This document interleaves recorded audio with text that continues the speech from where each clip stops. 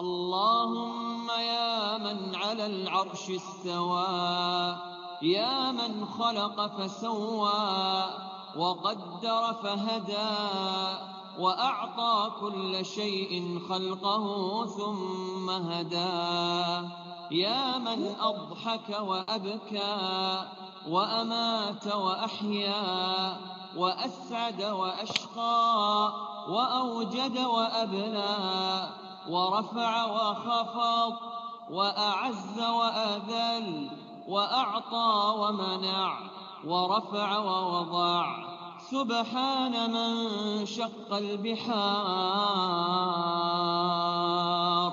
وأجرى الأنهار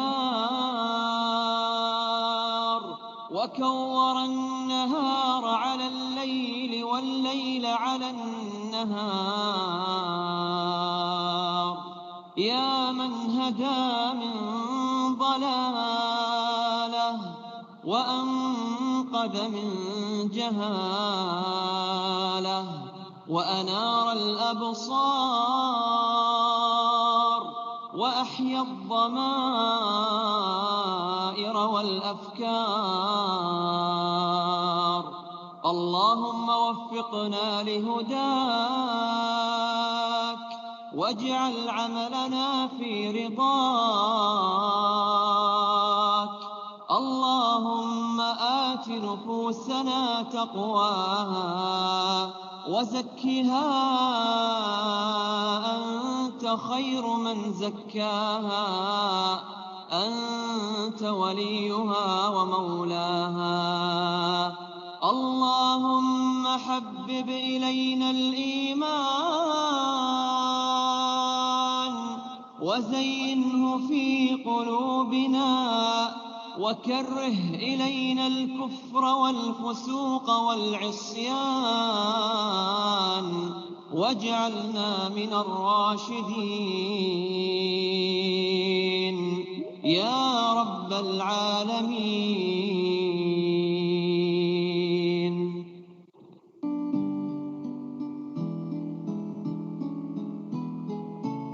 Dear God, we praise and honor you as the Lord of our lives and the Lord over all the earth and beyond. We pray, O God, for your mercy and forgiveness, especially in times when we forget about you and fail to follow your word. O God, we thank you for coming into our lives and remind us that there is always hope for those who pray and believe. For all that we have, our lives, our work, our families, our neighbors, our co-workers, our friends, and even those against us, for whom we also pray. Thank you.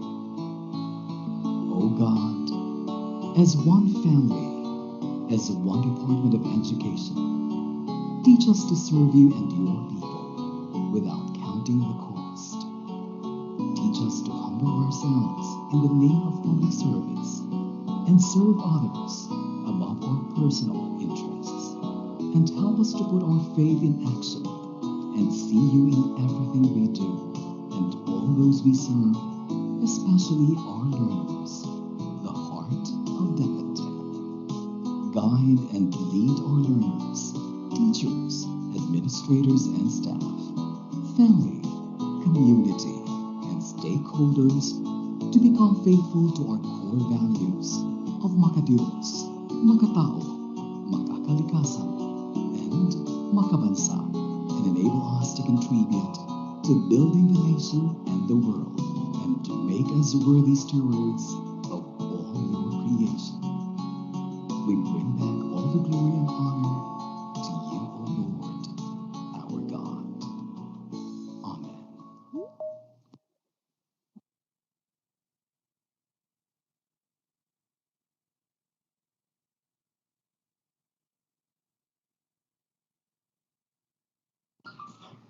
Okay, so once again, good morning, everyone, and we would like to welcome you all to our Depression and Stress Management, a mental health webinar this morning.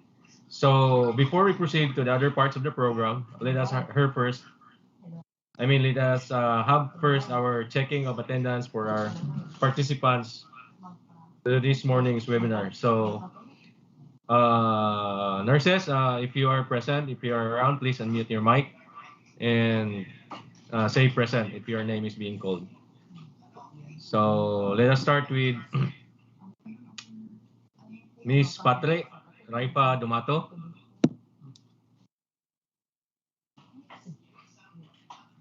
Miss Patre. Present, sir. Good Okay. morning. Good morning, Good. sa tanan. Good morning, Morning. Doc. Next, let me call on Miss Hidayah Ali. Good morning. Good morning. Present. Present. So next will be Yasser. Sir Yasser, are you around?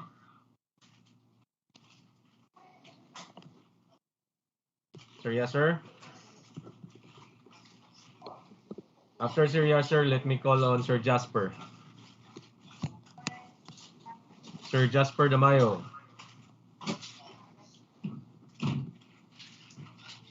And Sir Greg Dimpas.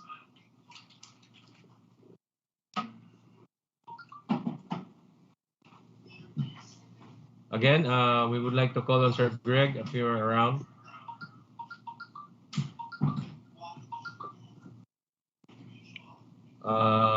Next will be Ma'am Jeanette. Ma'am Jeanette Barola. Good morning. Present. Morning. Next will be Sir Jed. Present. Sir Jed, baka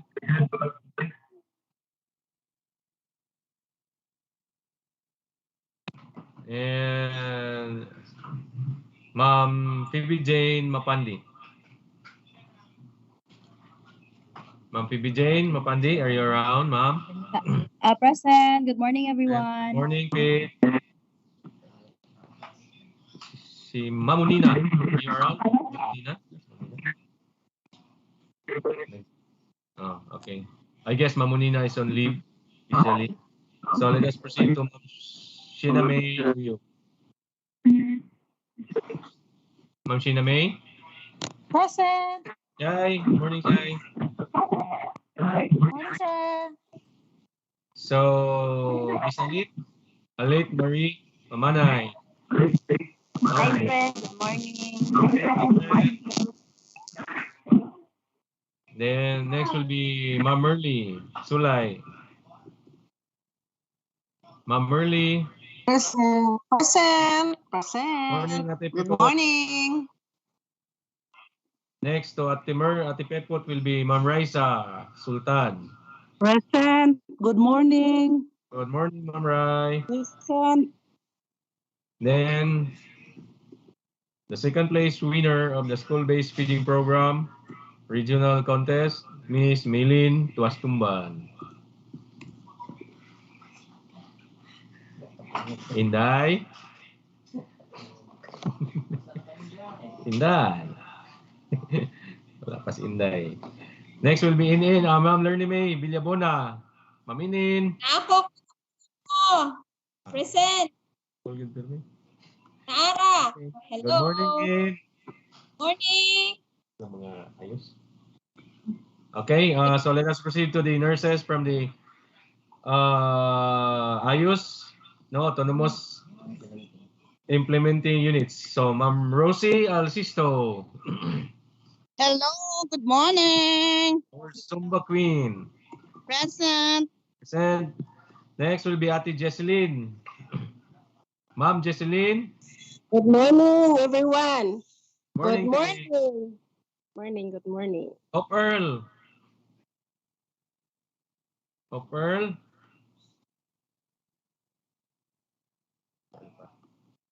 And me, Ma'am Nurulain.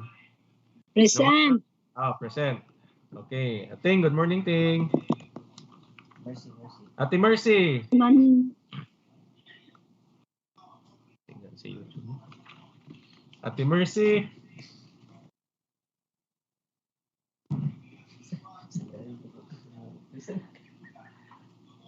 Ate Mercy, wala si Ate Mercy pa. So, now let us call on the last but not the least, Miss Claudette Rabago. Day? Magandang buhay, Col. Good morning, Day. Present. Okay, so that was all. We would like to inform those who were not around during the roll call that please inform us, the host, so that we may be able to recognize your attendance. So before we proceed formally to our... Present. Sir Man, present. Oh, kinsa to, palihog. Yun yung camera lang, could you please just turn on your camera so that we'll be able to recognize you? We are having problems, technical glitch with our connectivity, so please bear with us. Wala pong po. Okay, Sir Man, si Jed present. Kinsanay? Jed. Sir Jed. Okay, good morning, sir. Ay, good morning sa kanang. Who else? Okay, Sir Greg, good morning. Good morning, Brad. Morning. Yeah. Oh, Sir Jasper na? Serious, sir? Okay, so now let us proceed to our next part. Nihaya man kuan sa dental installation man karon mo siya ka present karon. Yes, Doc. You're already aware of that. Okay, now so let us proceed to the next part of the program. As we proceed further, may I remind everyone of some do's and don'ts regarding our webinar etiquette. So please, first, let us reduce background noise. See that there are no disturbances, like background noises or people moving around to avoid distraction. So please avoid distraction in these aspects. Then also we would like to ask those who are our participants to please mute your mic always while you are not speaking. So only unmute yourself and speak only when it is your chance to speak. So be polite and do not interrupt. So now To proceed, let us then listen to the welcome address and the statement of purpose by our Education Program Supervisor, Ma'am Arlene Manginsay.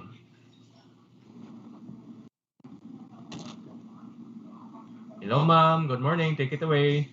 Hello, good morning, everyone. Morning Good greetings to morning. our Schools Division Superintendent, Dr. Gilberto Oplinaria, to our Assistant Schools Division Superintendent, Dr. Rosemary T. Masisar, our Chief of the School Governance and Operations Division, Dr. Maria Carmila T. Ablin, the Chief of the Curriculum Implementation Division, Dr. Maria Eva Sairi Idon.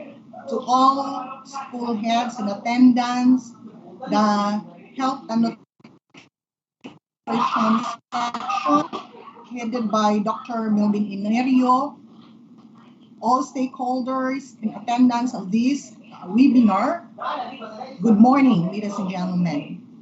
I will start my presentation this morning by quoting John Green says that there is hope even when your brain tells you there is not. The implementation of mental health program manifests not only to address the pressing concerns of the present emotion, psychological and social well-being of all people in our countries, especially this time of pandemic. But it also helps all deep ed stakeholders determine how to handle stress, relate to others, and make choices. That's why the division of Lano del Norte, through the Health and Nutrition section of the School Governance and Operation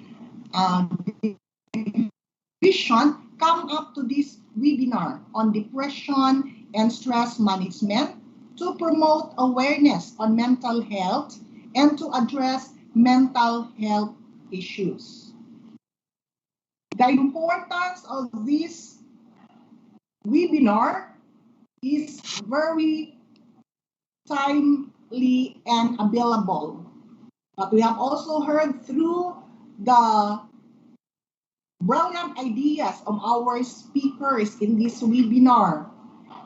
We invited Dr. Ernest Francis Nora and also Carl R. Albert Lumaki. We have to share to us on how to go about depression and stress management. Ladies and gentlemen, I believe that participating in this webinar, everyone is in the right place and in the right time. I am confident that you will find new ideas, fresh energy that will be shared to us by our facilitators and our resource persons to sustain our effort and support in this mental health program in our division. So in behalf of our Assistant Schools Division Superintendent, Dr. Rosemary T. Masisar, and also our Schools Division Superintendent, Dr. Edelberto Plinaria, I welcome you all in this one half day or a day with the mental health program awareness and orientation. I would like to let me end my remarks this morning by quoting the saying of Les Brown. Give yourself a break. Stop beating yourself up. Everyone makes mistakes, has setbacks and failures. You fail sometimes, but not because you plan to it, but simply we are just human beings. Failure is a part of creating a great life. Once again, good morning and God bless everyone. Okay, so thank you very much, Ma'am Arlene, for that heartwarming welcome address. So now, let us proceed to the next part. Another message to be given by the officer in charge of the school health section of the school's governance issues division of Lano del Norte. So let us now give our undivided attention to Dr. Melvin C. Inario. Okay, thank you very much to our MC for today's webinar. Actually, this morning, timely kayo atong webinar sa mental health because we, the personnel of the health and nutrition section, nami kining murag anxiety meron, no? Separation anxiety. Tungod sa amo ang kauban, no? Ang ato ang MC karon nga nakuha na siya, na-hired na as the new DMO sa DOH Region 10. And before I will forget, no, ako lang i-congratulate daan ato ang buutan, kugihan nga nurse, Sir Amante Damayo for the new job. Congratulations, Sir Amante. Congratulations. Thank you everyone. Thank you. Okay. So, during this pandemic, many people have experienced mental health problems. It is alarming to see that people are experiencing it due to different factors, which include anxiety about the possibility of being infected by COVID-19 and the ongoing online classes that had been giving students a hard time coping, which is affecting their competency. The thing here is, we don't know the exact factors that triggered their mental health. If we ourselves are not trying to reach out to ourselves, if we are not trying to reach out to them, communication is very vital with regards to this problem. It is important to take care of our own mental health and help others to cope up as well. We must check on our friends and family members. We must be willing to listen, to talk, and give them advice. By doing this, we can help each other to fight these mental health battles. However, I am not going to further elaborate this topic since this will be discussed by our speakers for this webinar. Furthermore, the Department of Education is a beautiful venue to address this problem and provide solutions to disseminate and help students and teachers with regard to their mental health, which is the main reason why we are attending this webinar this morning. So I hope that we will learn many things from this webinar. Let us be sincere in participating and listening to the different topics to be discussed by our speakers today. So enjoy the day and have a nice day ahead of us. Man. Okay, so that was our officer in charge to the school health section, Dr. Melvin C. Inario. Thank you very much, Doc, for that very heartwarming message and the very kanang makabagbag damdamin ng introduction of pasabog. Welcome and congratulations again.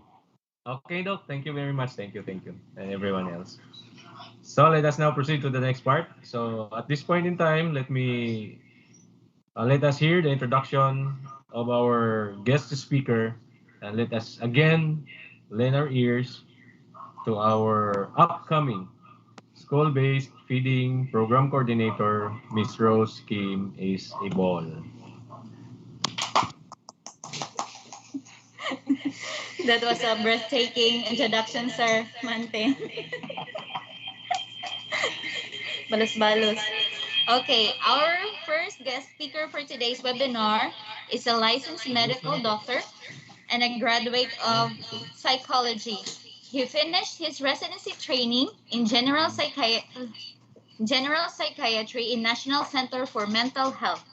He is a consultant in various hospitals and clinics, St. Margaret's Specialty Clinic, and MetroPsych Ibarra Facility, Ibarra Biological Clinics, BioSafe Center Group of Clinics, and New Paradise Rehab Center. He is trained in naturopathy and quantum medicine, mindfulness, self-compassion, intensive training, spirituality and religion, and the therapeutic process. A very humble and down-to-earth person. Ladies and gentlemen, please help me welcome Dr. Ernest Francis G. Nora. A virtual clap, please.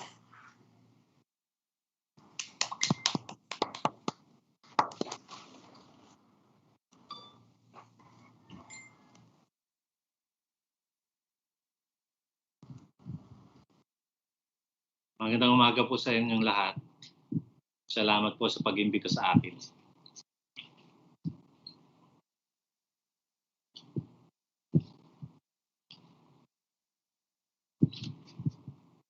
Can you hear me? Yes, Doc.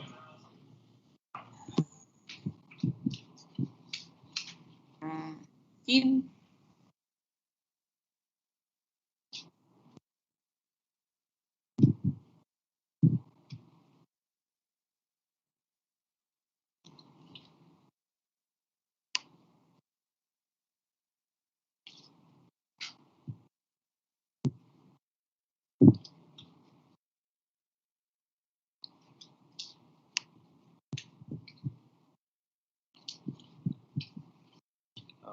Can you start?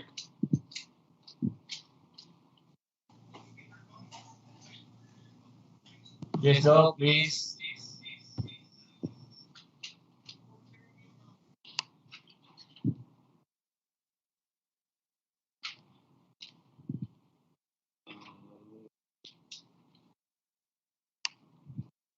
I'm sorry, cannot control. Stop presenting, Doc. I'll give you the control. Okay.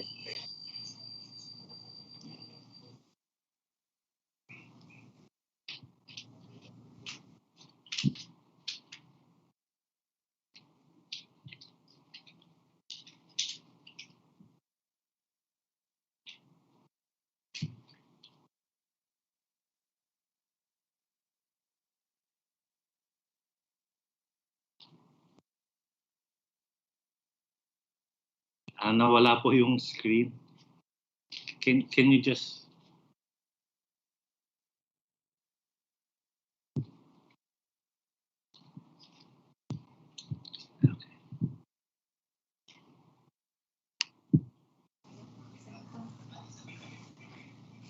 Allowed na, Doc. Okay na, Doc? Okay, thank you. Okay.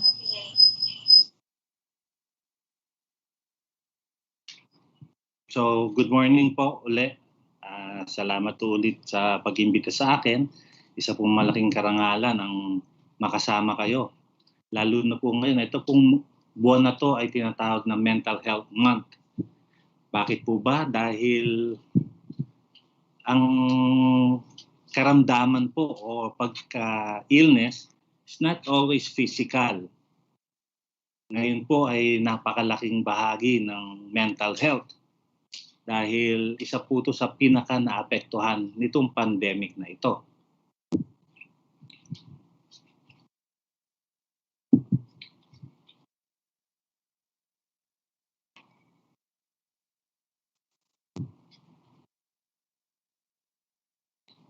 I cannot go to the next slide. Okay. So this pandemic po basically has been ongoing for 22 months now. Or more than 660 days. Ang tagal na. It will be the second Christmas na wala tayong get-togethers. Just next week, it would be the second Undas. Or in November 1 na wala tayong pagkakataon na bumisita sa ating mga nawalang mahal sa buhay. So it has caused a lot of anguish among our, not just Filipinos, but worldwide. Next slide. So when we talk about COVID, we always think of the cytokine storm, the pneumonia, loss of taste, loss of smell. Those are the physical effects of COVID. It has affected 242 million worldwide and has caused about 5 million deaths. Sa Pilipinas po, about 2.7 million already had COVID at about 40,000 has died. So about 1.5% has been the mortality. No? But yung mental effects po nito has been greater. 40% has reported symptoms of anxiety, of depression, and this is greater, basta po sa frontliners, about 48%. Diba?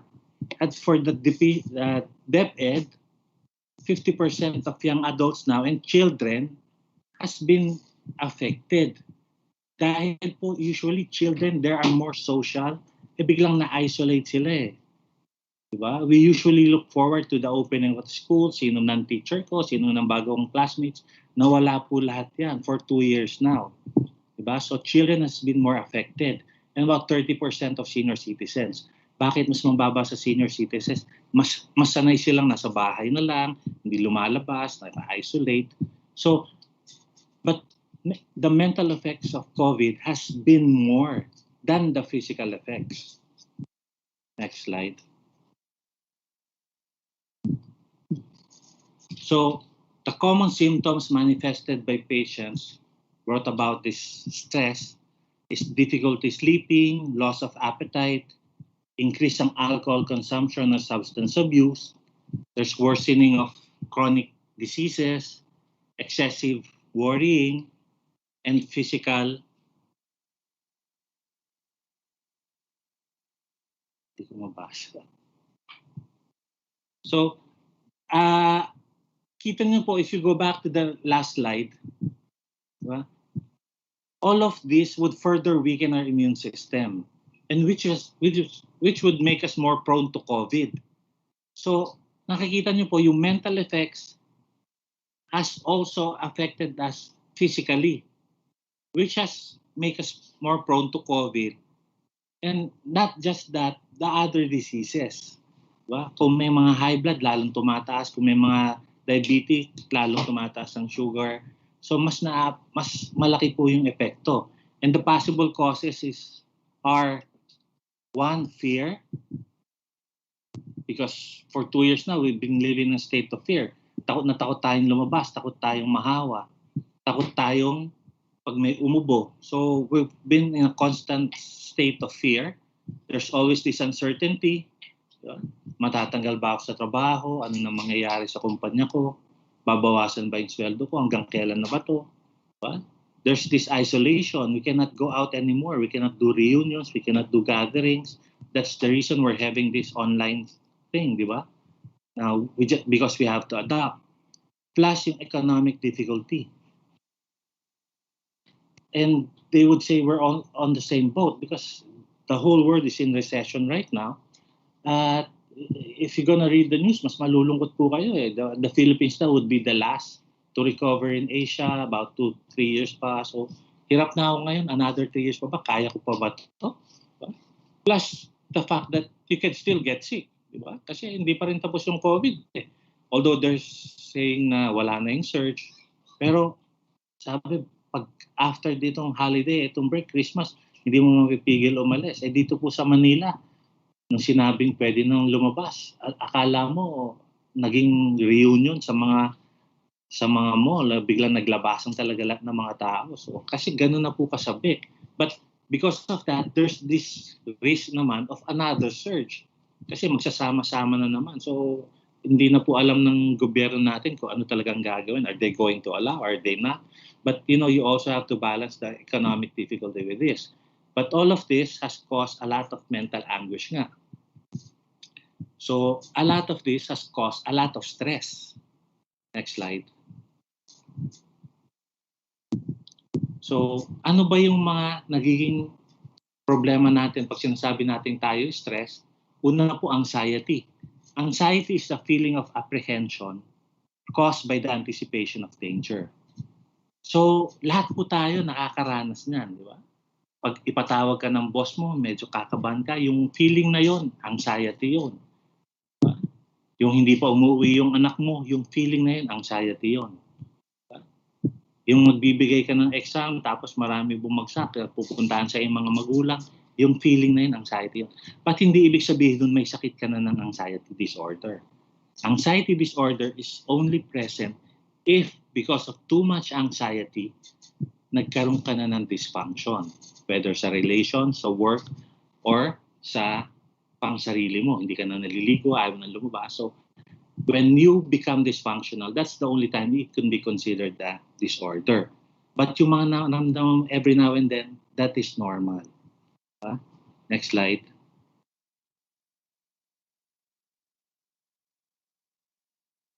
Next slide po would be depression. Ito po ay yung feeling of sadness, low self-esteem, psychomotor retardation, withdrawal and vegetative symptoms. So again, para pong anxiety, sino ba sa atin ang hindi nalungkot? Yung namatayan tayo ng kamag-anak, yung binawasan ng sweldo mo, yung hindi ka na-promote. So lahat tayo nalulungkot. At any point in our time, lahat tayo nalungkot. In our lifetime, may pagkakataon na lahat tayo ay nalungkot. Diba? But hindi ibig sabihin nun na depressed ka na. Ang depression po ay more than 6 months na palagi kang malungkot, wala ka nang ganang kumain, at yun nga, parang anxiety, nagkaroon ka na ng dysfunction. Dahil sa lungkot mo, ayaw mo na lumabas ng kwarto, ayaw mo na magtrabaho, namayat ka na ng todo, naisip mo na, mawala na lang ako, sinasaktan mo sarili mo, hindi ka na makakonsentrate, then that's the time it can be considered a disorder o sakit na. But yung nalungkot ka lang, it's okay. Lahat tayo nalulungkot. At if you're gonna look at yung kaninang statistics, 40% ng tao sa buong mundo ngayon ang may depression o anxiety. We have about 8 billion. So about 3 billion or more, 3.2, would have depression. Sa Pilipinas, about 44 million would have depression or anxiety right now. So okay lang yung nararamdaman mo. Hindi siya okay na okay, but hindi siya sapat para sabihin mong wala nang mangyayari sa buhay ko. So, meron pa tayong solusyon na pwedeng gawin dyan. Next slide. Ang isang common po na nararamdaman natin ay yung grief. Bakit natin kailangan isama to ngayon? Because with COVID, nakita niyo po, 5 million deaths worldwide. Sa Pilipinas, about 40,000. Chances are may kakilala ka na namatay. Di ba? Ako po, just this October, 5 kakilala ko po. 2 kaklase, mga nanay at ng kaibigan ko, ang namatay ngayong October. So, there's a lot of feeling of grief right now. Diba? Ang grief po yung lungkot na nararamdaman pag tayo ay nawalan ng isang mahal sa buhay. But usually it is self-limited. Diba? But all of this grief, anxiety, depression, all of this fear and uncertainty has created a lot of stress in our psyche or in our mental health. Next slide. So, ang definition po ng stress ay emotional tension brought about by uncontrollable circumstances. So, anong kadalasan naranasan? Yan, nalulungkot tayo, nagproprotesta tayo, nagagalit tayo, naghahanap tayo ng ibang paraan para makasurvive, nagre-reorganize tayo, ibebenta ko muna yung kotse ko, hindi ko na magagamit. So, a lot of this happens, di ba? But marami pong sinasabi, next slide, kung paano natin lalabanan ng stress.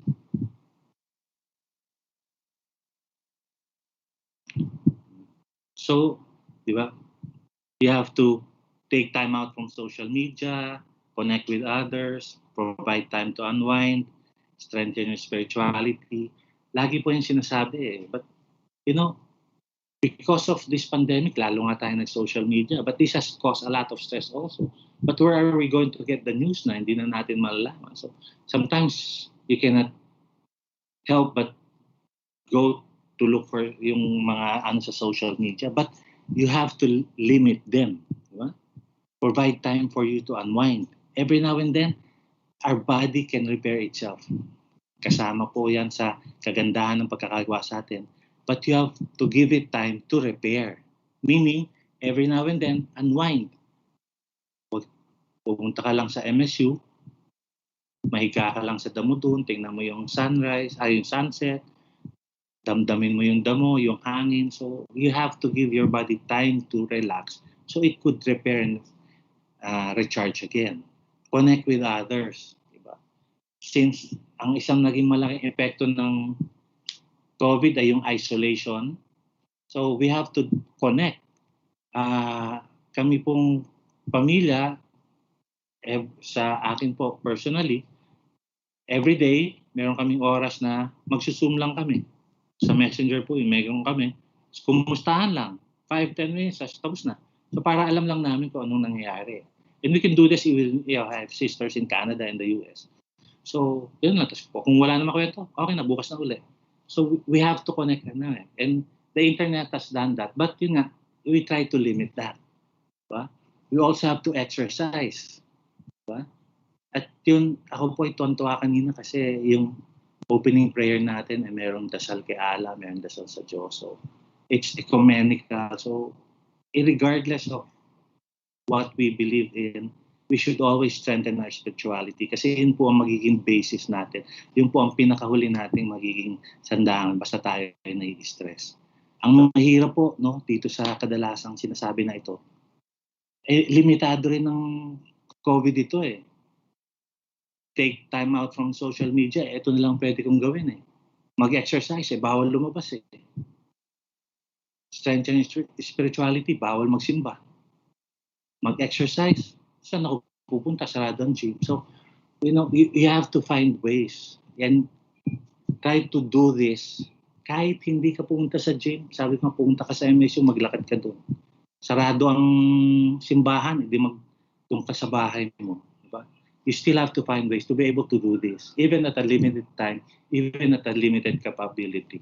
Diba? Next slide. Tapos, para po mas maintindihan natin ang stress, again, stress is yung tension na nararamdaman natin pagka tayo po ay lalagay sa isang circumstance o sitwasyon na hindi natin kontrolado. So para mas maintindihan natin ang stress, tingnan natin ano ba ang kadalasan nagbibigay sa atin ng stress. So ang pinakatatlong common po ay una yung health, finances at relationship. So ito kadalasan na magbibigay. Health, lalo na ngayon, paano pag nagka-COVID ako, ang mahal pala, milyon kaagad. Finances, sa mga nagsasarang kumpanya, naluluging negosyo, it has caused a lot of stress greatly. Relationships, isolated ako. Hindi ko mapunta ng mga mahal ko. So ito po ang top 3 ngayon na dahilan ng stress ng mga tao. Next slide. So paano po natin lalabanan ito? First, we have to prioritize. Diba? First things first. Tandaan niyo po yan. Next slide. So meron po ako ditong meron naman po tayong chat. Diba? Sa ating So, kasi gusto ko pong sumagot kayo, meron po ditong 3 quadrants. So, quadrant 1 is important and urgent. Ito po yung mga activities na dapat natin gawin. So, quadrant 2 is important and not urgent. Quadrant 3 is not important and urgent. Quadrant 4 is not urgent and not important. So, I'll give you a minute po. Pwede nyo bang sagutin kung ano ang uunahan yung gagawin na activity dito?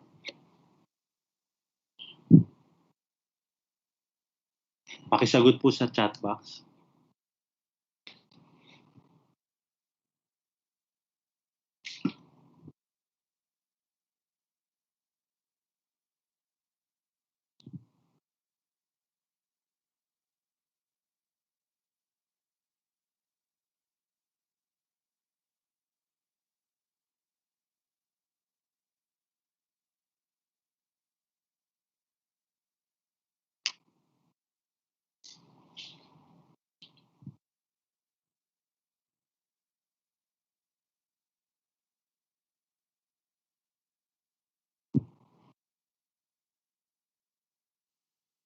Okay.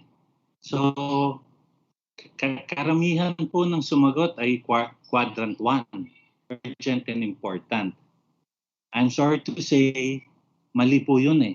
Kaya po tayo na-stress. Dahil lang lagi natin ginagawa yung urgent na at yung important.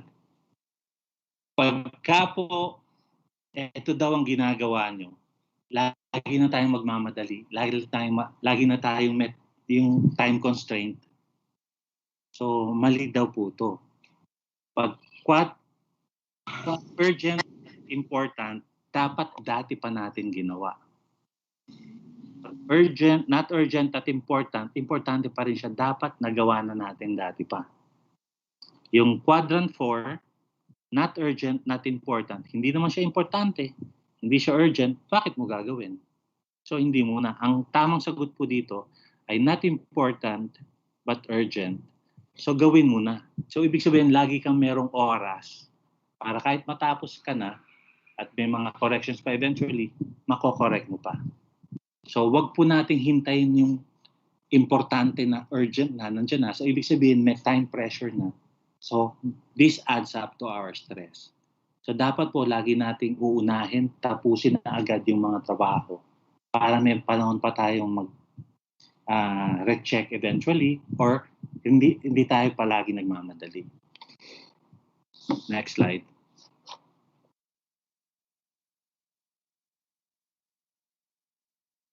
Pangalawa po, kailangan natin alam kung ano yung wants and needs.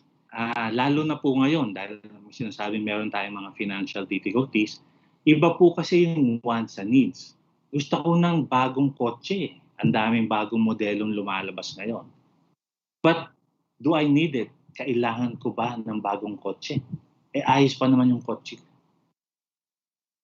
5 taon, 6 na taon pa lang siya. Although bago yung so hindi ko siya kailangan.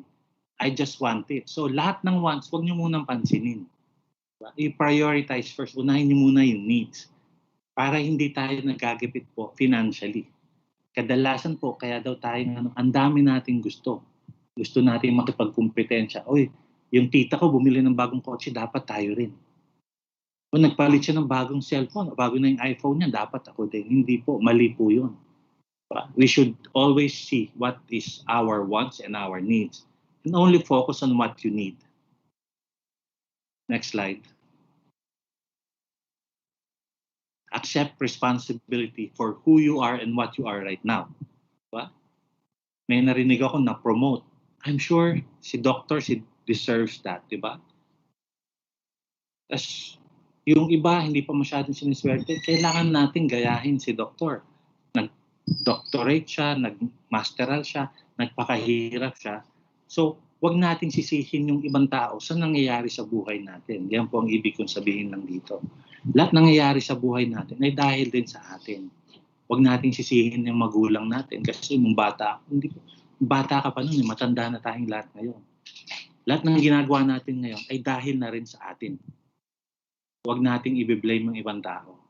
Maaring naging factor sila, pero kung bakit sila naging factor, dahil pinayagan mo na maging factor. So you should accept responsibility for your life and start acting and be responsible for it because it is your life, not the life of others. Next slide. And always add value. Lahat po ng ginagawa natin, lalo na kadalasan po, ako po ay dati sa gobyerno, parang 8 to 5, wala tayo masyadong concern kasi sisweldo din tayo eventually. But always add value to everything that you do. Whether it's with your work, with your family, dagdagan po natin palagi ng konting value para mas maging special. Remember po, yung ordinary things, when you add a little extra, it becomes extraordinary. So always add value because these are the things that people would see and the more they would appreciate you. So even if it's just routine, even if it's just you think it's very little work, add value to it, then it becomes extraordinary. At hindi po magiging boring at routine ang buhay nyo because you always add extra, a little extra to it. Next slide. ito po ang isang kadalasan natin.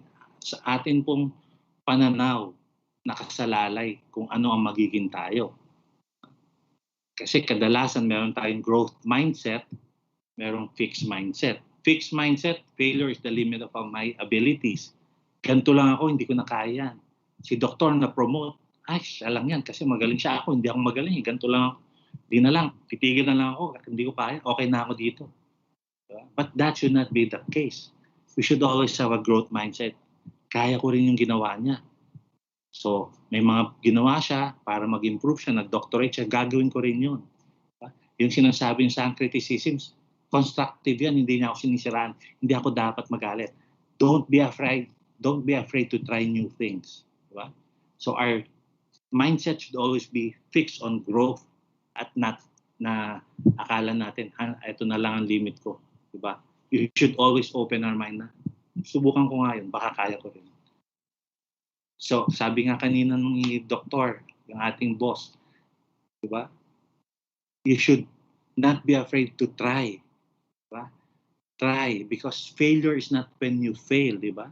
It's actually when you stop trying or when you refuse to get up after failing. Because failure nga makes you learn. It makes you be strong. So don't be afraid to fail. Next slide po. Tandaan po natin, yung ating buhay, isipin niyo po ito, firewood. May dalawang apoy.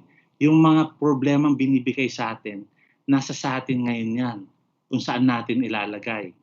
Pag nilagay natin sa negative na fire o negative mindset, ito problema.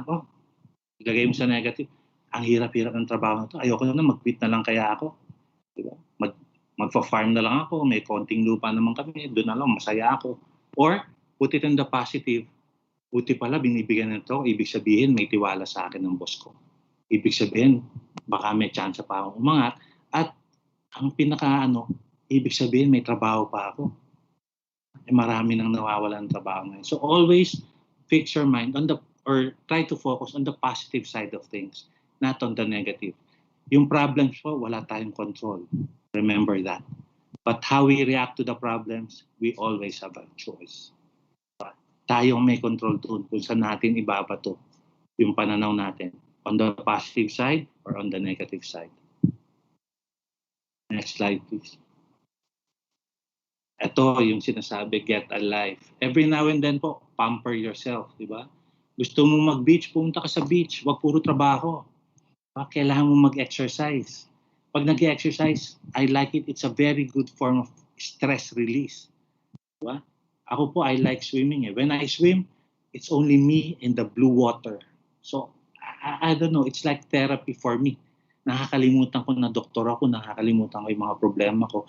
It's just me gliding through the water. And I feel relaxed, very relaxed after that. So, every now and then, exercise is a very good form. Pamper yourself, meaning, wala pa lang yung mga spa, wala pa lang mga parlor, but every now and then, magpamasahe ka, diba? Yung mga gusto mong gawin, gusto mong kainin, bilhin mo, gawin mo para sa sarili mo. Diba? With the relationships, go and nurture again your relationships. Diba? Huwag yung tagal ko nang dinaan, kumustahin mo lang ng mga kaibigan mo, kumustahin mo yung mga kamag-anak mo. Halika, magkita tayo, kwentuhan lang tayo. Diba? And again, sleep is very important. It is when we sleep that we really recharge and repair our body. So get enough sleep, get enough rest. Diba? Para hindi ka laging sinasabi mo na burn out. And more importantly, always have a good diet. Diba? Lagi nating sinasabi, food is our gasoline, food is our, it's our first medicine. So kung maganda ang diet mo, maganda maging resulta sa buhay mo, sa kalusugan mo. Next slide.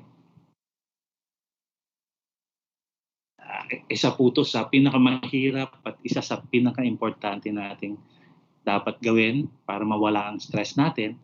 We should be able to forgive, let go, and live.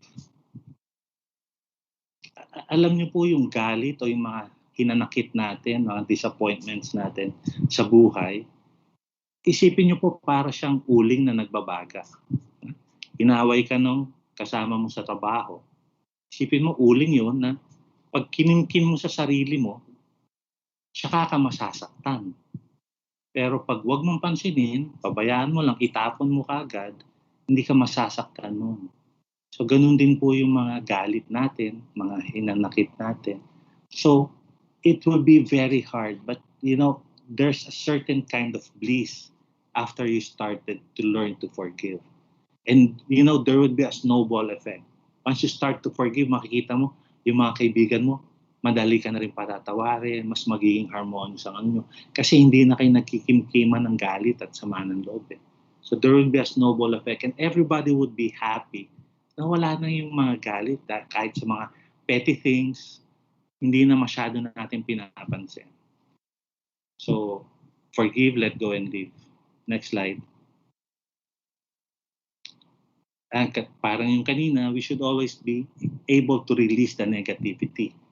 Subukan niyo po ito It's very calming. Hindi po para mabilis nang mawala ang stress nyo. Hindi na siya tatagal dyan, may iimbak dyan. Basta may nanloko sa inyo o ano at nagagalit kayo, i-release nyo kagad. Sabihin nyo lang po, God bless you, I forgive you, I wish you well. Nagda-drive ka, kinat ka ng isang tao, sabihin mo lang, God bless you, I forgive you, I wish you well. Sinigawan ka nung kasama mo, God bless you, I forgive you, I wish you well. Makikita niyo po, diffuse na. So wala ka ng stress. Kasi pag inaway mo, hinabol mo yun sa kotse, nag-anuhan kayo, tama yan, magbabarilan na kayo. Lumaki lang yung apoy. Sabi ko nga po, nasa senyo kung saan nyo ilalagay.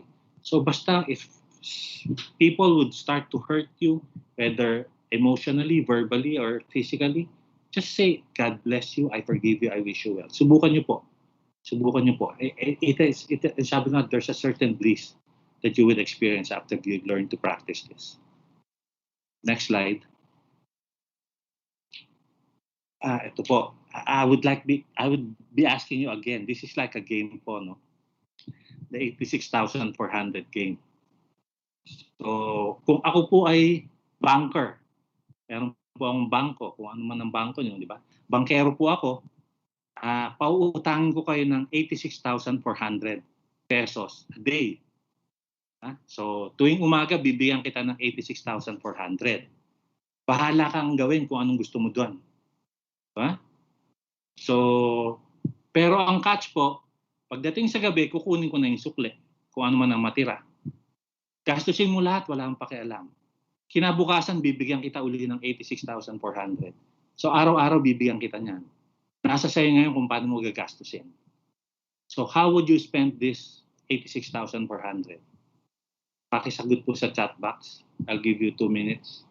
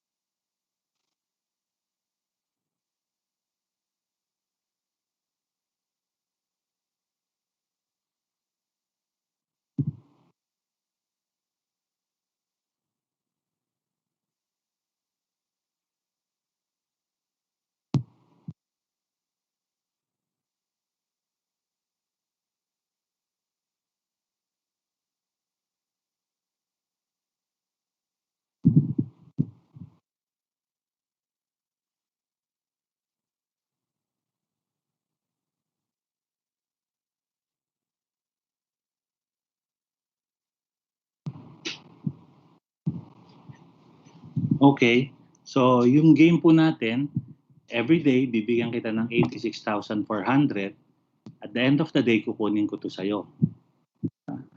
Kadalasan po, pag naisip natin yun, we usually spend it on material things. Yun po ang priority natin kadalasan. Bibili akong bagong cellphone, bibili ako ng ano. So, but alam nyo po ang ano yung 86,400. Yan po yung seconds that we have each day. All of us would have 86,400 seconds a day. Lahat po tayo pantay-pantay. Kahit si Bill Gates ka, si Mark Zuckerberg, si Manny Villar, pare-pareho tayo. Meron lang tayong 86,400.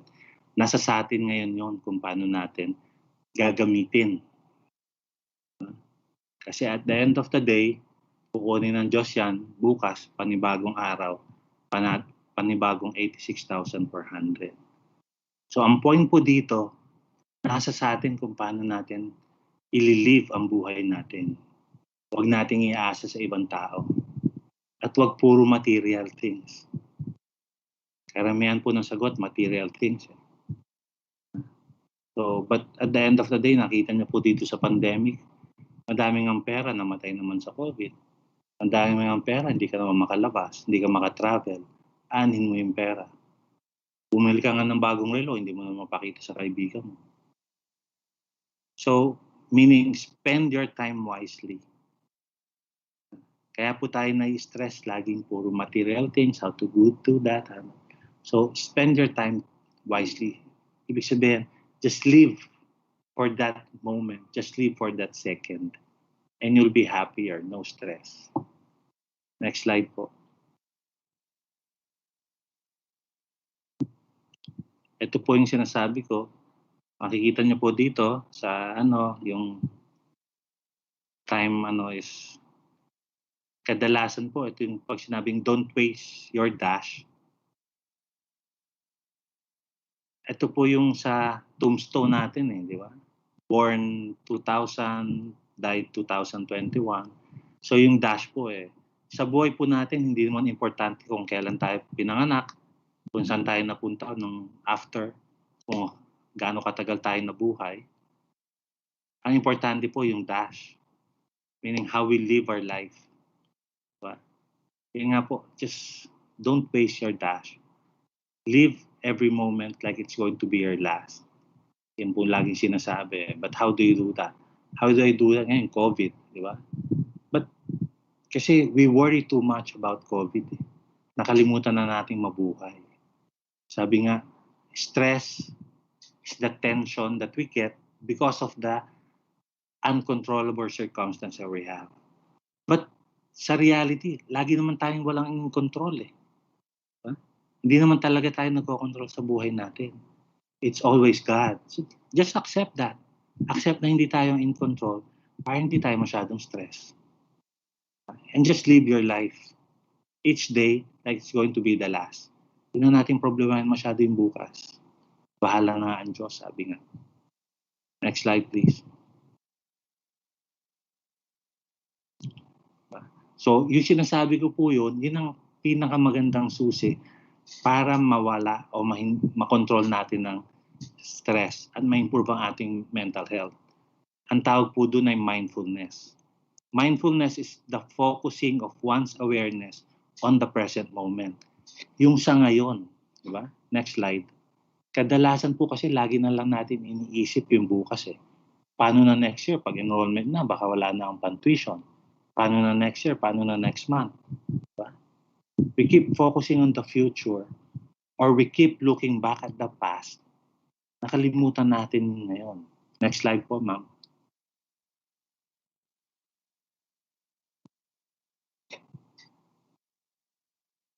So live in the here and now.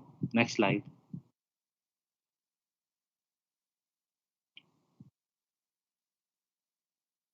Do not dwell in the past and do not dream of the future.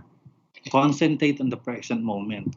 Yung mga tao daw po na laging nakatingin sa nangyari sa past, dun sa nakaraan na nade-depress yan. Kasi pag lagi mong titingnan yung nakaraan, lagi mong maiisip, dapat pala ito ginawa ko, dapat na. So you would always try to correct your mistakes. Pero hindi mo magagawa yun Kaya nade-depress tayo. Do not dream of the future. Yung mga naman taong laging nakatingin sa future, nag-a-anxiety. Kasi hindi natin alam kung anong mangyayari. At sabi nga, hindi natin makokontrol ang future. Diba? Gusto ko by next year, ako na yung coordinator, ako na yung supervisor. Hindi mo naman makokontrol yun. Diba? So, don't dwell on the past, don't dream of the future, just focus on the present moment. para wala kang stress. Next slide.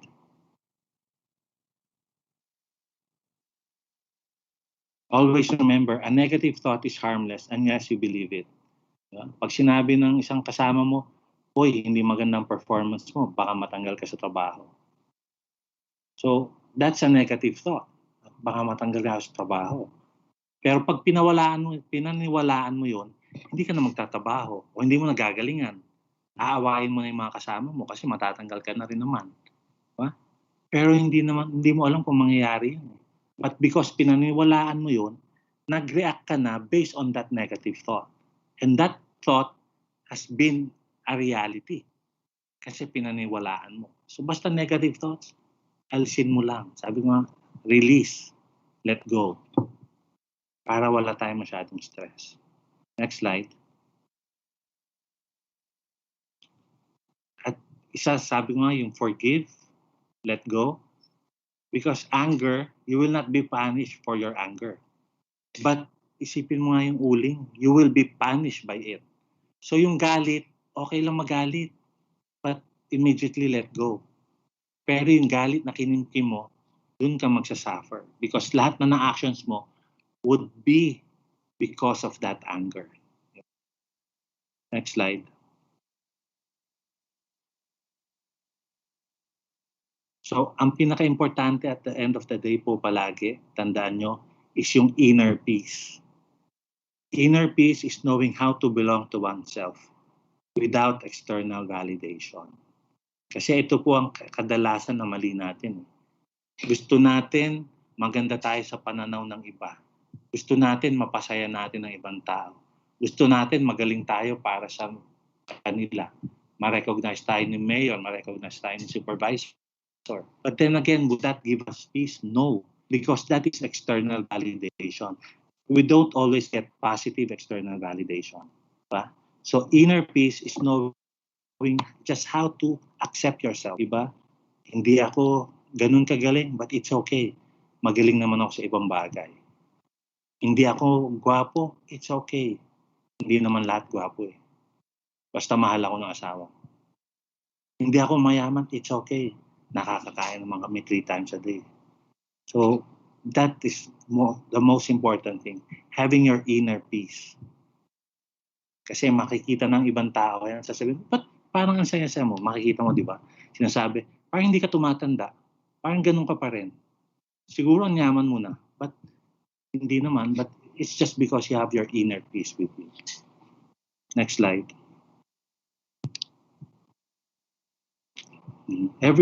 Remember, everything is created twice. First in your mind, then in your life. So, yung sinasabi po na the secret, di ba? Isipin mo daw, tapos yun ang mangyayari.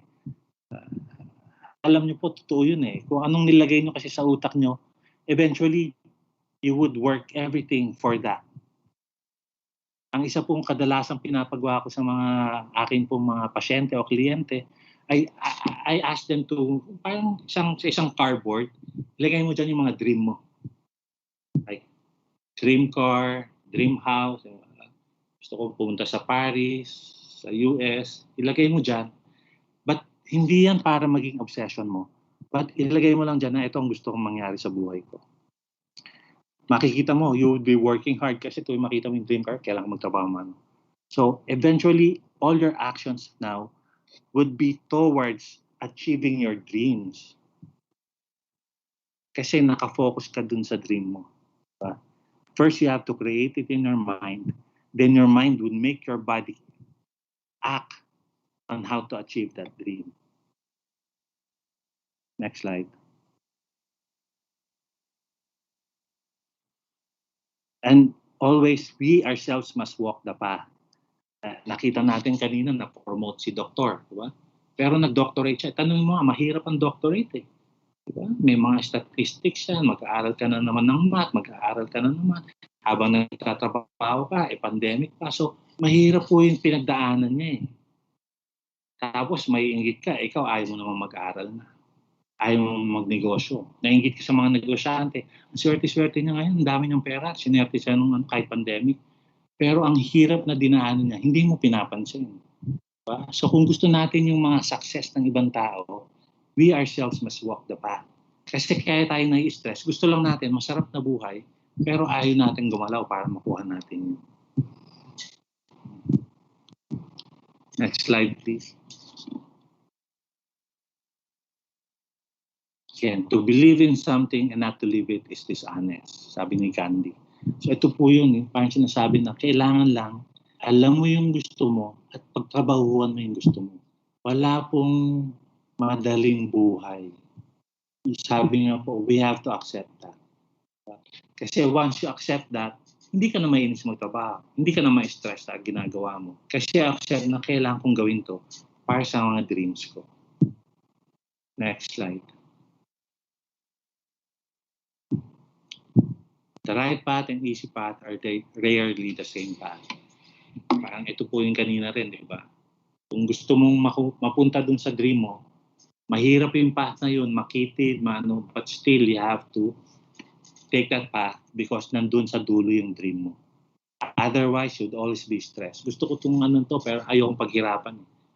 Gusto ko lang ibigay sa akin yung bagong kotse. Gusto ko lang bigyan ako ng bahay.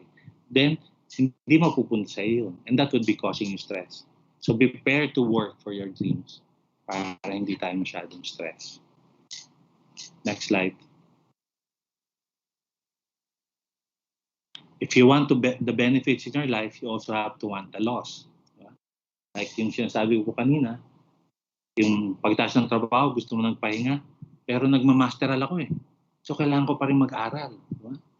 But eventually, I'll be a PhD, I'll be a doctorate, I'll have this masteral degree. So kung gusto mo ng benefits, may mga kasamang sakripisyo yan. So also accept the sacrifices. Otherwise, may stress ka. Ba't gagawin niya? Ayun nga, ma-fix na lang yung mindset mo. Next slide.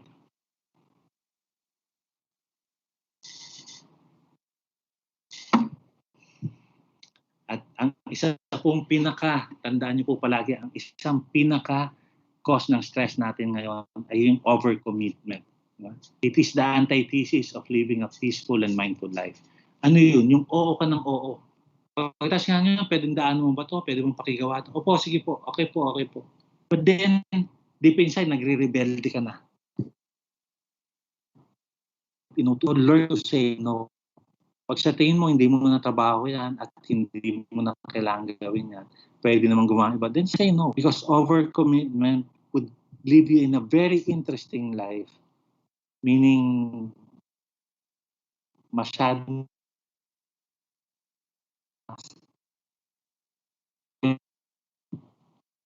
and do not overcommit yourself. Pag hindi mo kaya, say no. Pag ayaw mo na, say no. But, hindi po laging no ha. Baka magalit ang boss mo. Pag yun ang trabaho mo, accept that, gawin mo yun. Pag more than that, then learn to say no. Next slide.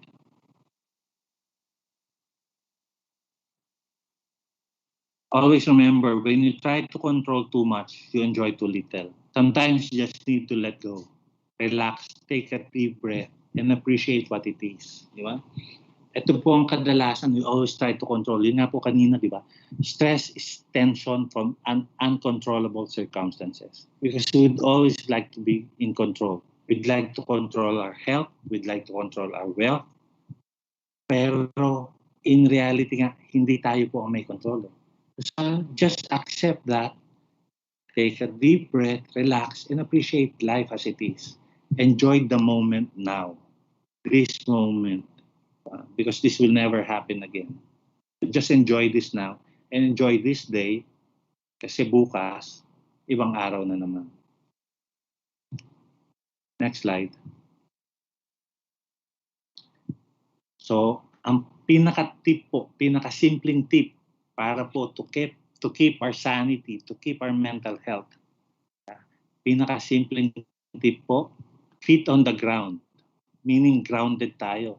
Alsin natin yung yabang, alsin natin yung just yung sinasabing down to earth, always feet on the ground, being in touch with reality, ang ibig sabihin nito, head to the skies, look to God for guidance. Yeah? And open your heart, alsin mo yung mga galit, inggit, sama ng loob. and quiet your mind. Do not overthink. Just focus on the moment. Remember that. Feet on the ground, head to the skies, open your heart, and quiet your mind. That would be the best tip I can give you on how to keep your sanity. Thank you very much.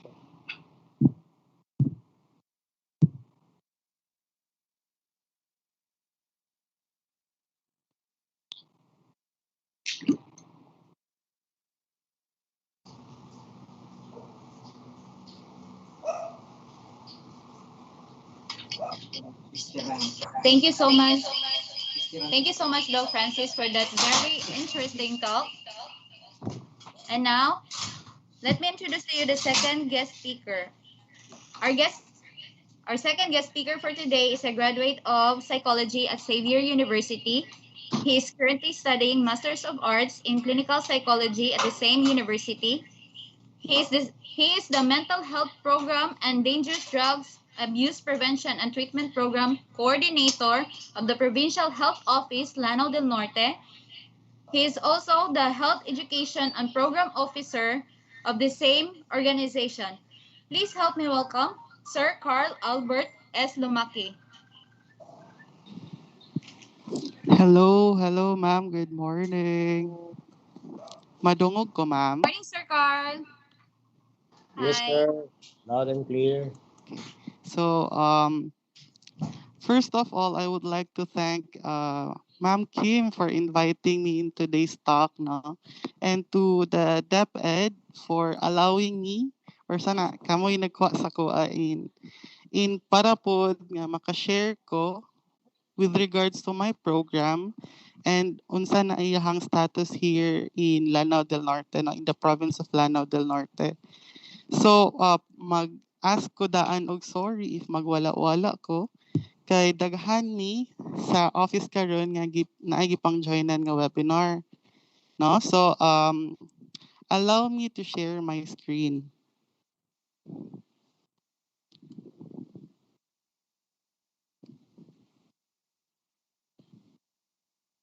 Okay, so makita na ba ninyo ako ang screen, ma'am, sir, doc?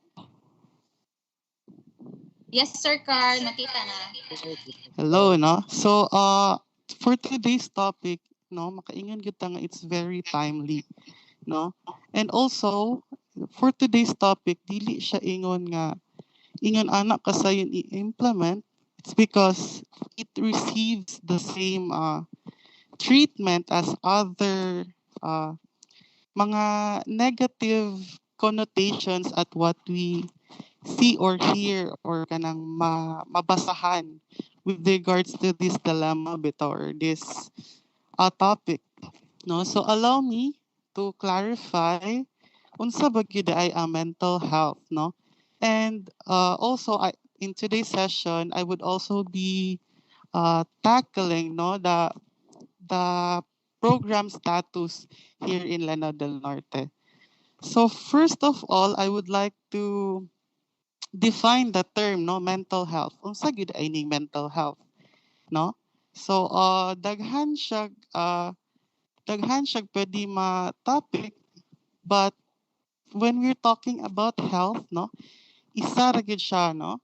So mental health includes our emotional, psychological, and social well-being, no? When we say emotional, what we are feeling today, no? Our moods that affect our emotions, no? Psychological, our upbringing, how we deal with the thoughts of the world, and the social well-being, no? Lastly, the social well-being, no? How we act towards a community, no? So it affects how we think, feel, and act as we cope with life, no? So mental health daw affects how we think, no? How does this happen, no? So for example, karon, I'm feeling angry of the world. So mao na imong ginahuna. So the way you feel about yourself, no, angry ka sa tanang butang, you're irritable. Now if naay mo duol sa imuha, angry man ka, imuhang mood is angry, marag masingkahan nimo siya because of what you are feeling, no? So it's the same with So dapat we should take care of our mental health if iyan ana ang case, no? Mental health also helps determine how we handle stress, relate to others, and make choices, no? So how we handle stress depends on how healthy, mentally healthy we are. Same sa kani man yung mental health, no? Marag mo gawas mangyapon siya sa how we deal with the outside world, no? Lisod siya i-quantify because dili pud ta sometimes we do not know how to deal with these feelings manggod. So marag ingon ana, no? How we relate to others and make choices, no? Dako gyud kay og part sa mental health ana. Lastly, mental health is important at every stage in life, no? So most likely mga teachers magining naa sa ko ang webinar karon, no? So it's amazing, no, nga kamo ang first in line in teaching our children or the next generation on how things go about in the real world, no? So I would like to thank the mga sa inyo mga teachers, no? Kamo man gid ang nagmold sa amo on unsa nami karon. So thank you for that. So before I deal with the topic yun nga ako ang gusto i-discuss, I would just like to ask questions, no? So pwede ba ko maka sa ni Ma'am Kim makatawag og volunteers, no? Kung sa mo answers ako ang question. Hello? Naap ako. Hi guys. Hello? Yeah, sir. Pwede ba ko manawag og volunteer on how kinsa pwede mo answer sa ko ang question? Oh, yes, sir. Yes, sir. Okay. Kinsa may mo pili? Ma'am Kim, pwede ra ikaw? Yes, sir. Sige, go. Let's try kay para pod makabalo tag kinsa pa ang naa karon nga meeting, no?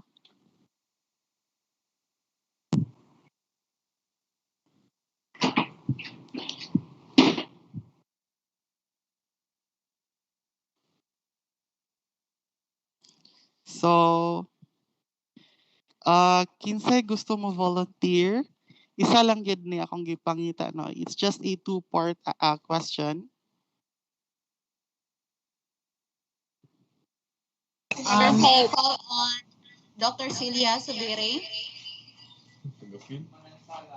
Hello, ma'am. Good morning.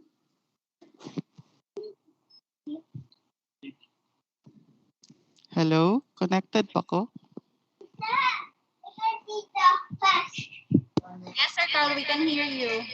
Okay, ma'am, pwede ko mag-ask og volunteer? Or sige na lang. Anyone from the field? Can we have Ma'am Rosie Alcesto?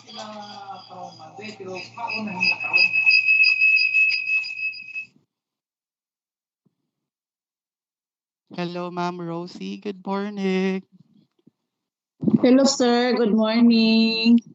Ma'am, na ako'y question, ma'am, no? It's just a two-part question. Ambot o lisod ba ni siya? Dili ko sure. Pero ma'am, no pressure if no Ma'am Rosie wrong is answers. online, sir, Carl. Hello, ma'am. Hello? Yes, sir, we can hear you. Okay. Hello, ma'am. So my first question with you is, no? Pwede ni mo mabasa, ma'am? Hello, Ma'am Rosie.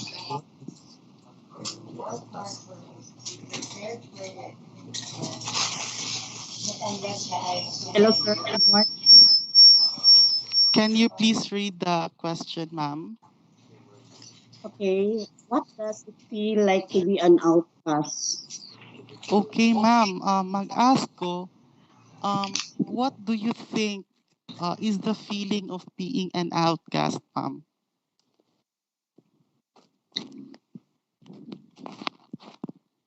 Very existential kaayo siya nga question, no? But I think naagid siya answer. Sige, ma'am. What do you think, ma'am? Okay, so what does it feel like to be an outcast? Thanks, ka. Eh, Feeling is happy. happy. Okay. That's right. Sometimes sad. Okay. Sige, no? So, for Ma'am Rosie, the feeling of being an outcast, na ano siya pagka-happy. Siguro, in a sense, ma'am, na ay happiness kay naatay more time to ourselves, no? Dayon, you also said nga, it's sad. Siguro, in a sense nga, too much alone time, marag, wala po tayo ka-istorya, no? So, it's a problem in both ways. No, ma'am. So, Ma'am Rosie, the second question.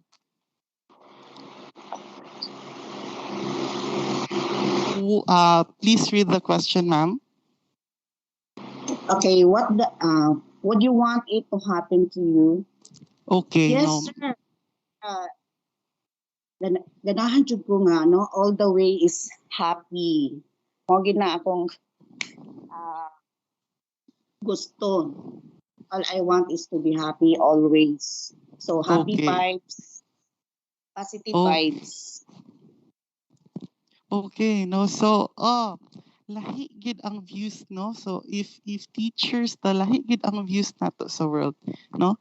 Some would say, man good, when being an outcast, sa ako alang experience, mama. When you say an outcast, marag ikaw naka-isolate ka man ba? You are distanced away from others.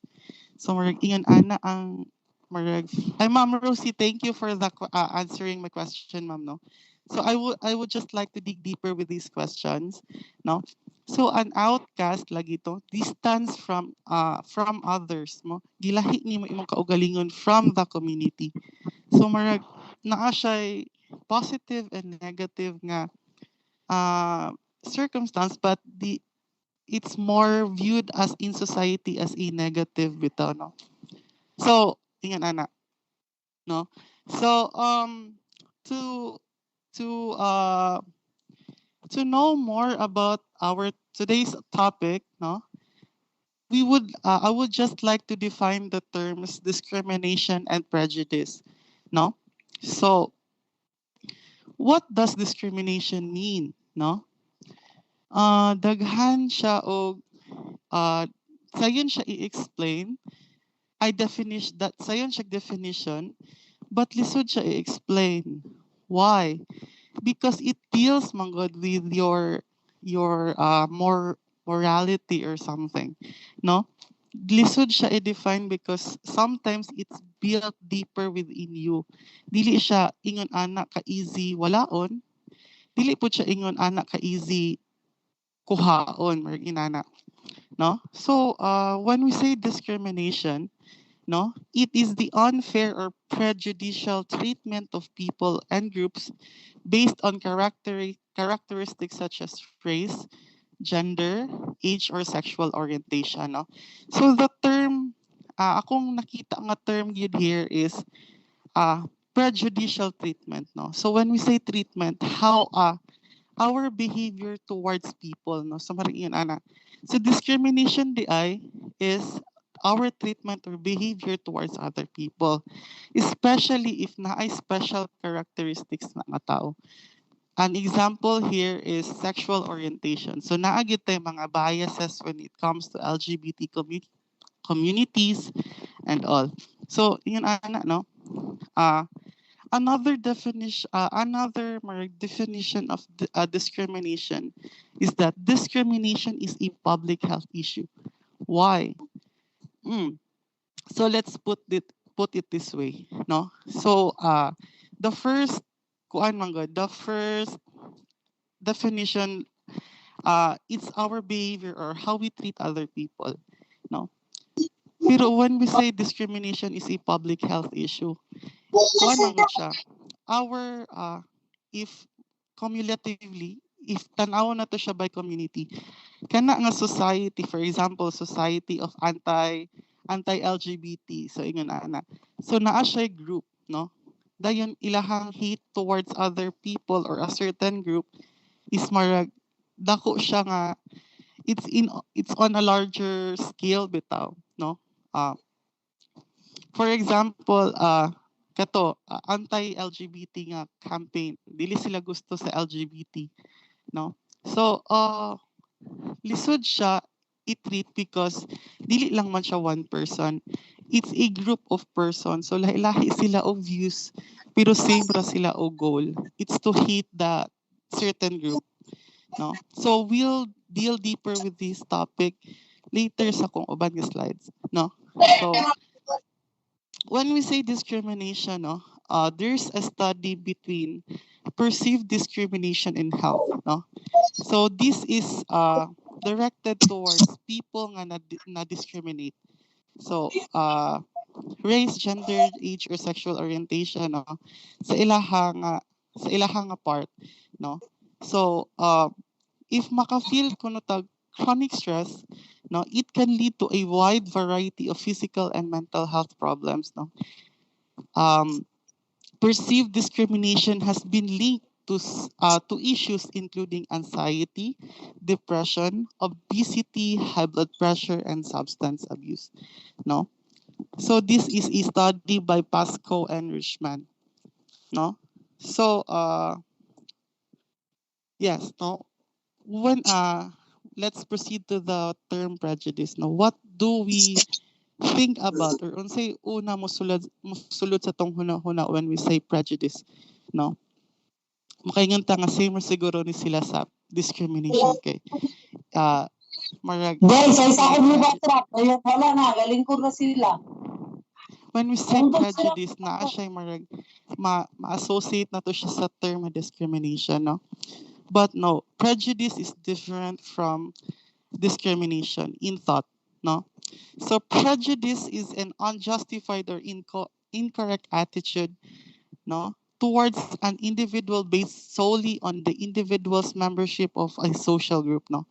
When we say attitude, no, it includes the affective, our moods and our feelings, our behavior, how we deal with our thoughts, no, and our cognitive, no, the way we think, no. So a prejudiced person may not act on their attitude. Therefore, someone can be prejudiced towards a certain group, but not discriminate against them, no. So pwede gyud ka prejudiced but not discriminate. Okay, it's not when you say mga prejudice, dili mga diretso you act on what you're thinking. No, pwede ra man ka prejudiced but dili nimo siya i-act. So ing ana. Now, when we say discrimination and prejudice, no, naatay isa ka term nga ma-associate diretso, no? The term nga stigma. I think you saw it before. No? So what is stigma? So stigma often comes from lack of understanding or fear. So yes, truth, no? Usually ma-associate nato ni stigma sa anxiety. It's because anxiety talks about sa discussion ni Doc Nora ganina, no? Anxiety is the fear of the unknown, no? So siguro maka-stigmatize the person because we do not understand them, no? So the thing with lack of understanding creates this space within us that mahadlok ta towards sila kay dili kabaluon saon na to sila pag-handle, no? So ingon ana. Another term is that inaccurate or misleading media representations of mental illness contribute to both those factors, no? So kuan what we read through social media or in magazines, no, dili siya incomplete because social media nowadays kanang dili sila what do we say, dili sila clear or dili nila ginahatag directly ang messages, no, kasi daghan pa sila mga use of flowery words, but through that use of flowery words dili na no nila mahatag ang thought as it is, no. That's why lack of understanding, no, when social media representations manggod dili na sila sa ganit term dili siya thoroughly or dili na to mabasa sila because kinalahi nila ang terms, ibutang na lang nato ana nga term or something, no. So that's why dili na nato makita or dili na to makita ang truth because na block siya with flowery words or something, no. A review on studies on stigma shows that while the public may accept the medical or genetic nature of mental disorder and the need for treatment, many people still have a negative view of those with mental illness. So, isa na ni siya sa end game or results on if mag-stigmatize ta og mga people or a certain group, no. So, this isa po ni siya sa amo ang ginatackle nowadays because I think if you've heard the news, no, grabe ang pangbabato ng other departments towards the issues on health, no. Siguro lisod siya i-protect when first of all dili yun kami ang mo defend sa mong self, no. So let's not talk about that na lang. Sige, so let me discuss to you about the types of stigma, no. So first of all, public stigma, no, it involves the negative or discriminatory attitudes that others have about mental illness. So when we say public stigma, no, sa akong giingon kaganina, it's the way a community sees a certain group of people, no. So if stigmatized ang isa ka group of people by another group of people, that's what the term nga public stigma comes from, no. The next type of stigma would be self-stigma, no. So it refers to the negative attitudes, including internalized shame that people with mental illness have about their own condition, no. So the way other people katong mga people nga na discriminate or na stigmatized, they would feel nga they are at fault for being that, no, when in truth it's not. Lastly would be the institutional stigma, or it's a more systematic, no. This stigma is more systematic, no. It involves policies of government and private organizations that intentionally or unintentionally limits opportunities for people with mental illness, no. So institutional stigma, no, mo na siya isa sa pinakalisod i-deal with because especially if ang imong kontra are the bigger companies.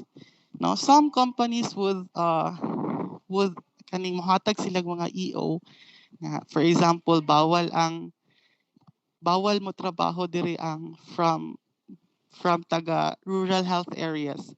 So let's just put it that way nga, bawal sila mga rural health colleges or rural health areas. Bawal sila mo trabaho diri, no? So kana pa lang daan nga EO, it limits our opportunities, no? Dayon dili na to siya ma-deal because how would we fight if oppressed na tadaan or something, no? So allow me to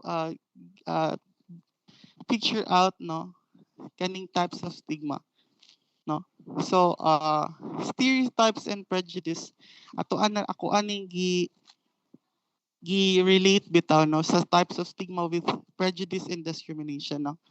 So our prejudice with public bitaw no is that people with mental illness are dangerous, incompetent, to blame for disorder, unpredictable, no?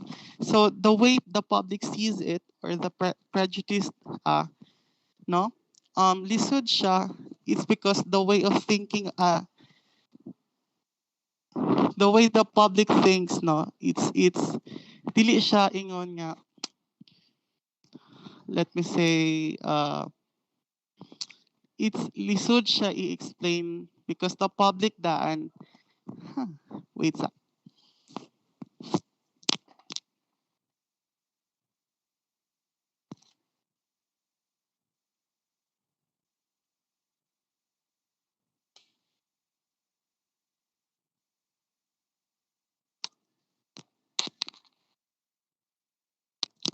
okay, so water break lang sa no. So the public bitaw the public sees these types of people or this group of people as that, no. So dili na noon sila muhatag silang mga negative connotations to that people nga maka-affect sa uban nga tao, no. But in discrimination, no, sa public nga stigma, dili na sila muhatag og services, no. Like for example, na mga restaurants nga they see this group of people as a hindrance, no, towards their progress. So dili sila mag-hire og mga people with mental illness because the way they see it or the way they see those types of people is maka-lower lang sa ilahang progress. They are not helpful, no? So ingon ana ang public nga stigma. Now, when we say self-stigma, no, the way prejudices are attacking the stigma on the person individually, no, makaingon siya sa iyang self nga no, I am dangerous, I am incompetent, I am to blame. So the way the person sees towards stigma, no, is maka-degrade siya sa iyaha, no, dili siya helpful gid, no. Now discrimination sa self, no, these thoughts lead to lower self-esteem, no. Marag dili na noon siya ganahan manarbaho because yun ana di ang panglantaw sa public sa iya ha, no. So it's a very big problem na. Now institutional stigma and prejudice, now stereotypes are embodied in laws and other institutions, no. So gi-create ang prejudice daan, it may be harmless but for other people they see is as a threat, no. So instead of marag makapanarbaho noon sila, dili na noon sila maka-take anang opportunities because i-create na daan sa system nga it's not for them. Yun na, no? So, stigma not only directly affects individuals with mental illness, no, but also the loved ones who support them, including their family, no. So, stigma di ay is not directed to that person, only directed to that person, but to the whole support system of that person, no. So we as the caregivers or the service givers, we should take note upon this nga no, note nga what we do or how we deal with the people nga mangayo og tabang sa atoa. We kita daan mag-adjust sa ilaha, no. It's very crucial nga we know how to deal with them without being biased, no. I think first part of the treatment process is it's important for us to build rapport. And how do we build rapport when kita palang daan sa tong self dili na taganan mo help sa ila because of that nga naa sila ana nga characteristics, no? So kana siya.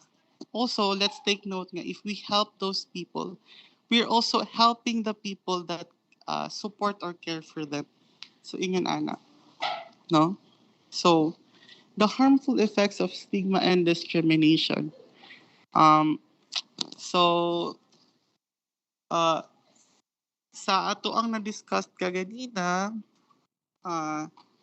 dili yun maayo nga mo discriminate ta or mo stigmatize ta ana nga person.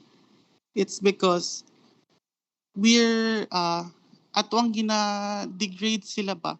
We're taking away their power to do good or in ana nga term, no?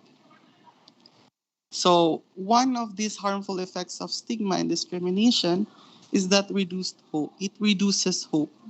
Why?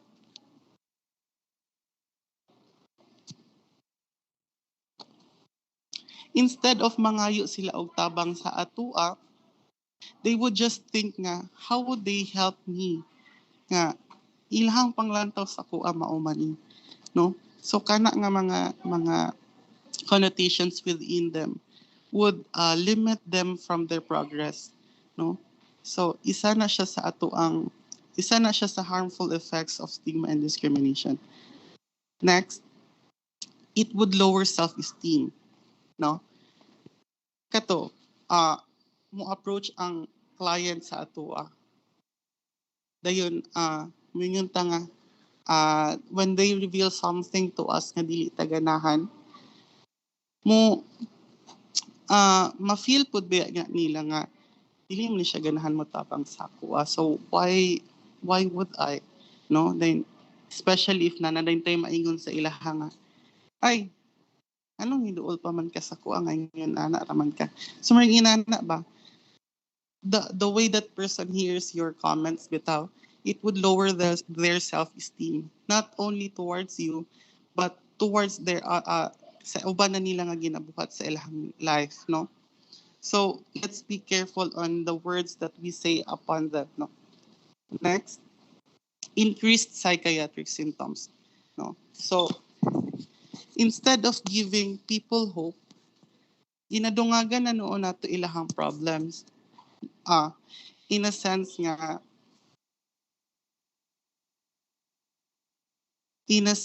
dili na siya helpful.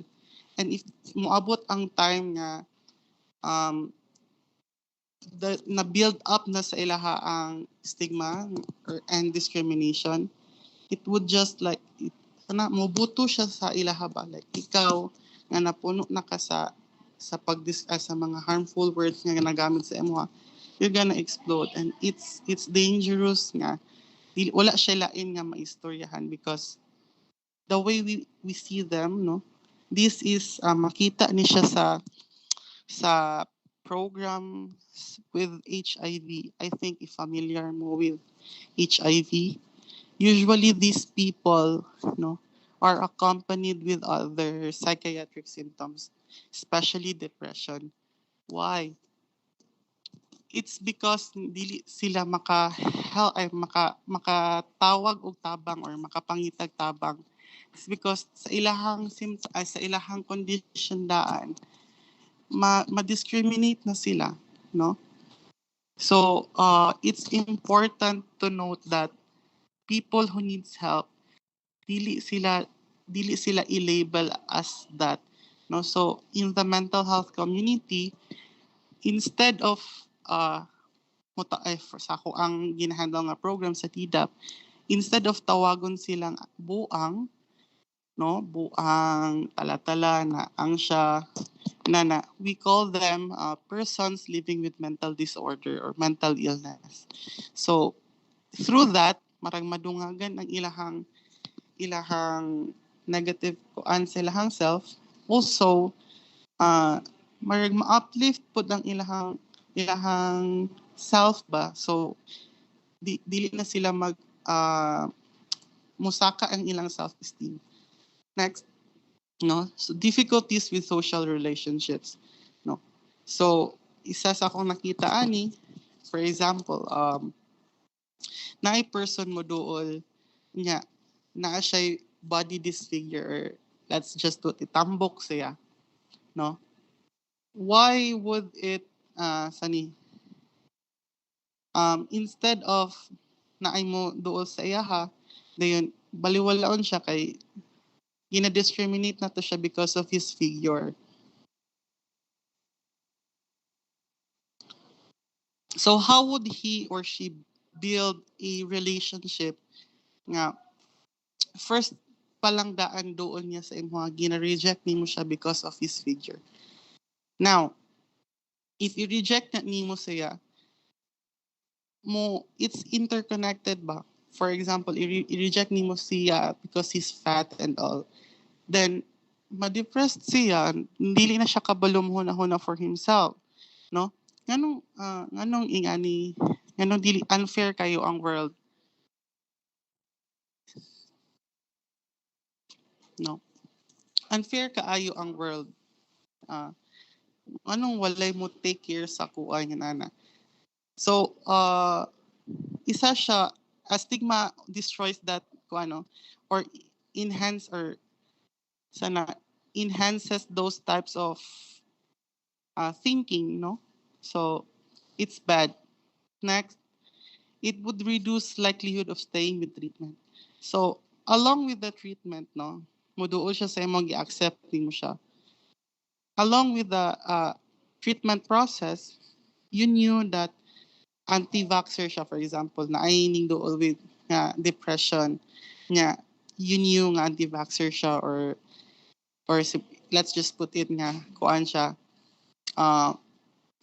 na siya social group nga gibelongan, for example LGBT siya, sige butang na lang nato as LGBT siya. Why would you ikaw nga pro anti LGBT ka, why would you help that people? Yeah. Ikaw nga nakay disbelief nga kana siya nga person is harmful siya sa imong community or something na, no? So you would opt for di na nimo siya tabangan, i-refer nimo siya sa lain nga person who could help with them, no? So kana, no? So instead of magpadayon siya sa iyang treatment, maputol siya because giundang nimo ang imong paghatag sa care sa iya, no? So instead of maulian siya, madungagan ihang problems, mo-worsen pa noon ang ihang symptoms. So it's bad, no? It's a very bad stigma on other people. Next, more difficulties at work. So ingon ana, no? So I think na among gid mo coworkers karon, no? For example, na amoy mahibalaan nga ay kani siya nga person na ani siya HIV. Ayaw magdulan ani kay kuan siya, makatakod siya ring ana, no? When in fact kuan siya non-receptive or dili siya makatakod or stable na siya nang inana. Then he could instead of ikaw moduol ay mo makimingle sa iya dili na nun ka moduol, and for that kana nga tao dili na siya moduol much sa imuha or it would affect him in ways nga dili siya healthy, no? Malimit ang ihang capabilities. So instead of helping co-workmates flourish, mo kuan siya, mo down, madungagan ihang stress, and possibly nga mo hawa siya nga lugar. It's because dili ka healthy or toxic ka nga tao para sa iya, no? So ingon ana, na naagi toxicity when we talk about stigma and discrimination, no? It's not a way nga i-discriminate mo or i-discriminate ninyo yourself, but kamo manggod gihapon ang kanang diha nagikan ang problem sa imuha. So fear, isa ni siya sa na-discuss ni Doc kaganina, no? Discrimination and stigma gives fear to a person or a group of people. How? No? instead of him to flourish in a certain career, noon siya yung mga anxiety when it comes to, for example, teacher siya, unya, naa siya gibati nga mga ingon ani, naa siya depression, no? Mahadlok na noon siya mo interact with other people, especially sa iyang mga students, because the way we see them ang God is malower anang mahadlok na siya mo lihok for himself pa. There is this thing with basta when we talk about fear, ginalimit na nato ato ang self, and it's a really really bad yun nga when we have this fear within us, lisod ilihok, no? Stigma and discrimination is what mo gyud ni siya mo build sa imo, and it's not good for us. It's unhealthy. How ako ang giterm ang how we break stigma, no? So I term this break the chains that bind you, no? Siguro I could say for myself na po ko yung mga biases and stigma, but dili na ko siya gina-show, or I'm learning how to deal with this. Unsaon man ako pagwala ani nila ang mga thoughts, no? So isa sa akong nahuna-hunaan for how I deal with my stigma or my prejudices is that it should always start with self, no? Like other treatment options, no? We always start with the self, no? So knowing nga naa kay ingon ani nga mga negative bias within you, you would know kung unsaon siya pag-deal with it, no? Accept nga you are human, accept nga naa kay ingon ani, so that you will know unsaon siya pag-deal with.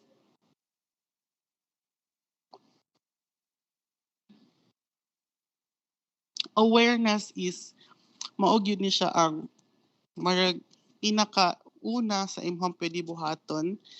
You could do this, ikaw gid ang pinakauna nga maka know or how to deal with your stigma and discrimination, no?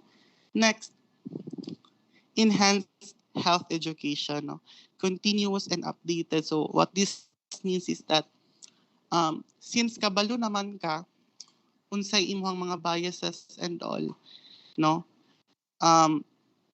You should research, no, on other ways to educate yourself, no?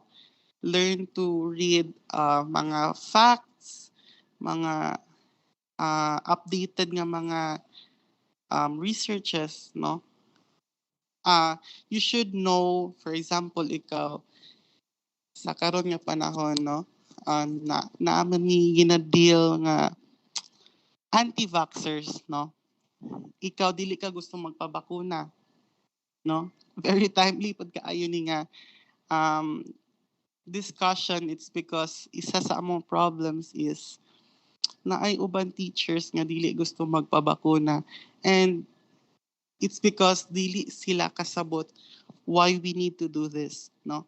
So we should always read about facts, keep updated with the things that is concerned with the topic, no? So unsay ngano magpa-vaccine ta, unsay purpose of vaccine, unsaon day how do vaccines work sa marina. So we should be open to things, no, as what Doc said kaganina, we should be open-minded to the new things around us. Next, offer a more suitable environment, no? Kani siya nga term, it's directed towards your clients, no? Sa mga people who wants your help, no? So we should use words nga mas makasabot sila, it's culturally appropriate, maninana, no? So first of all, sa usually sa akong ginabuhat when I start a treatment, kuan ingon ko sa ilaha nga building rapport, no? Isa sa akong ginabuhat ana is mangutana ko makasabot ra ba ka o Bisaya makasabot or English, haka mas nakasabot English or Bisaya yan. So we should always ask, no, ask the client unsa nga language ang gamiton para po dili wala nang gitawag nato nga language barrier, no. Next, equality, no. When we say na-achieve na to ang 3 ka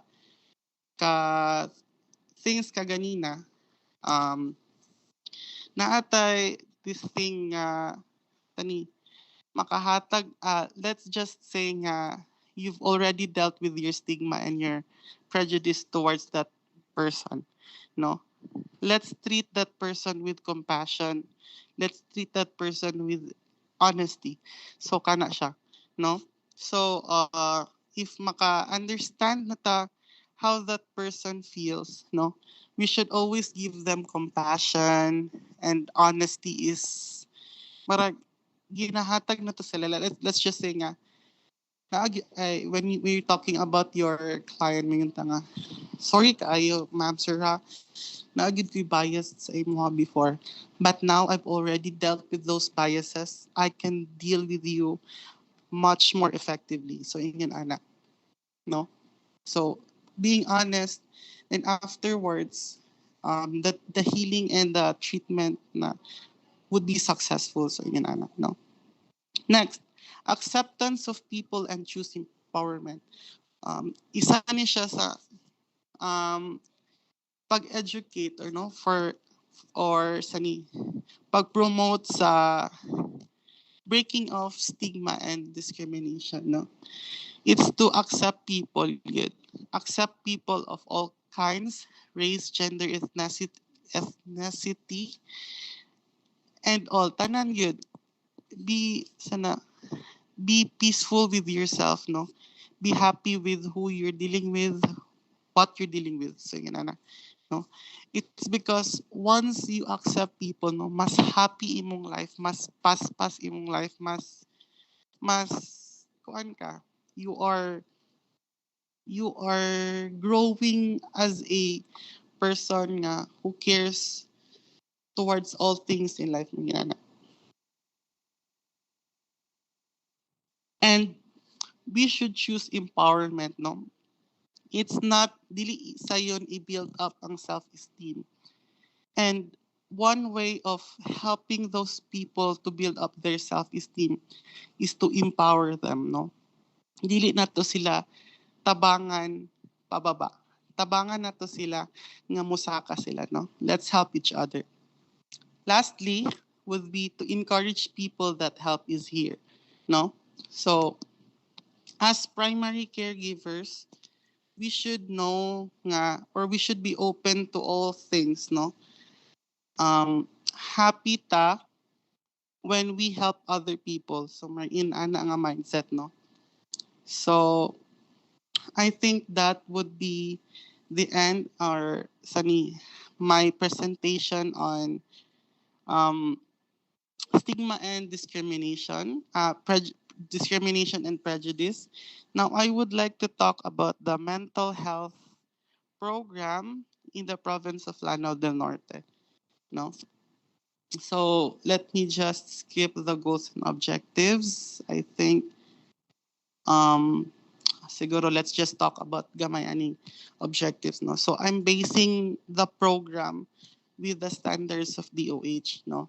So mental health program, no, one of its goals is to promote participatory governance and leadership in mental health by actively inviting participants from LGUs and creating partnership in which the mental health practitioners with the LGUs could provide preventive, supportive, and rehabilitative interventions to its constituents with mental disorders. No, so I would describe the mental health in the mental health programs in the province as it in its starting phase, no? So when we say it's in starting phase, isa siya sa programs nga may gina-undermine, no? It's because lisod siya i-implement if kanino na ay mga stigmatization, na ay discrimination towards this program, no? But important gid kaayo ang mental health, no? That is why hinay-hinay na siya og ka-accept sa community ug sa LGUs and the province itself, no? Strengthen the coverage of mental health services through multi-sectoral partnership to provide high-quality service aiming at best patient experience in a responsive service delivery network, no? So kani siya, one of our goals is to know a referral system, no, on which people could access through the government, no, government's help. When we say government's help nga maka-receive sila services nga libre, no, and de kalidad maring inana. And so I'm partnering with other institutions nga maka-help lessen the problems of mental health care. Usually, manggod, among ginatakol sa DOH is the preventive yun nga part. It's because masayon siya i-treat before the disorder yun nga mo dako, no? So, yun ana. Harness capacities of LGUs and organized groups to implement promotive and preventive interventions on mental health, no? So it's nangayo mi og tabang with the LCEs or the local chief executives with regards to promoting the mental health program. It's because dili siya sayon i-implement if wala may budget. So ingon ana siya, no? So dili siya in this way ma-access siya sa people nga di na sila malisod ba. It's because it's on arm's way man god. Duol ra siya and mas accessible para sa ilaha if sa LGUs ang LGU ang mag-provide, no? Next, kaning establish a baseline for the whole province and detecting suicidal individuals. Mao gini siya ako ang short-term goals. I'm aiming to get this by year 2024, no? Kay rising suicide cases especially sa mga adolescents, no? So dili man kay siya ingon anak ka di mo siya dili ta mo expect nga madaghan siya, but there are cases gyud, no? We need to lessen that. Okay, we do not want to waste an adolescent's life because of mental disorders, no, or mental stressors. So it's important to establish a baseline so that we would know from the ground on saan siya pag-deal. Now, the next would be build a sustainable mental health support group to cater other mental disorder cases. No, I was going to implement this last year, but since the pandemic started, dili siya ingon anak kasayon because bawal gid ang tapok-tapok. But I'm aiming to build a support group gid to cater different types of mental illness, especially sa drug addiction, no. Okay, mao gyud siya ang isa ka program nga in demand karon nga times. Also, siguro helpful ang support group so that other people could sana makakita sila og sani kakampi sa ilahang endeavors karon nga panahon, no. So yun ana.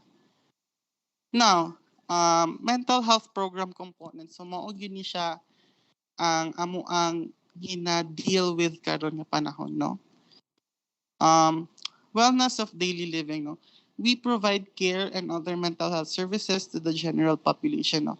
So you could ma-access ni siya through your RHUs, no.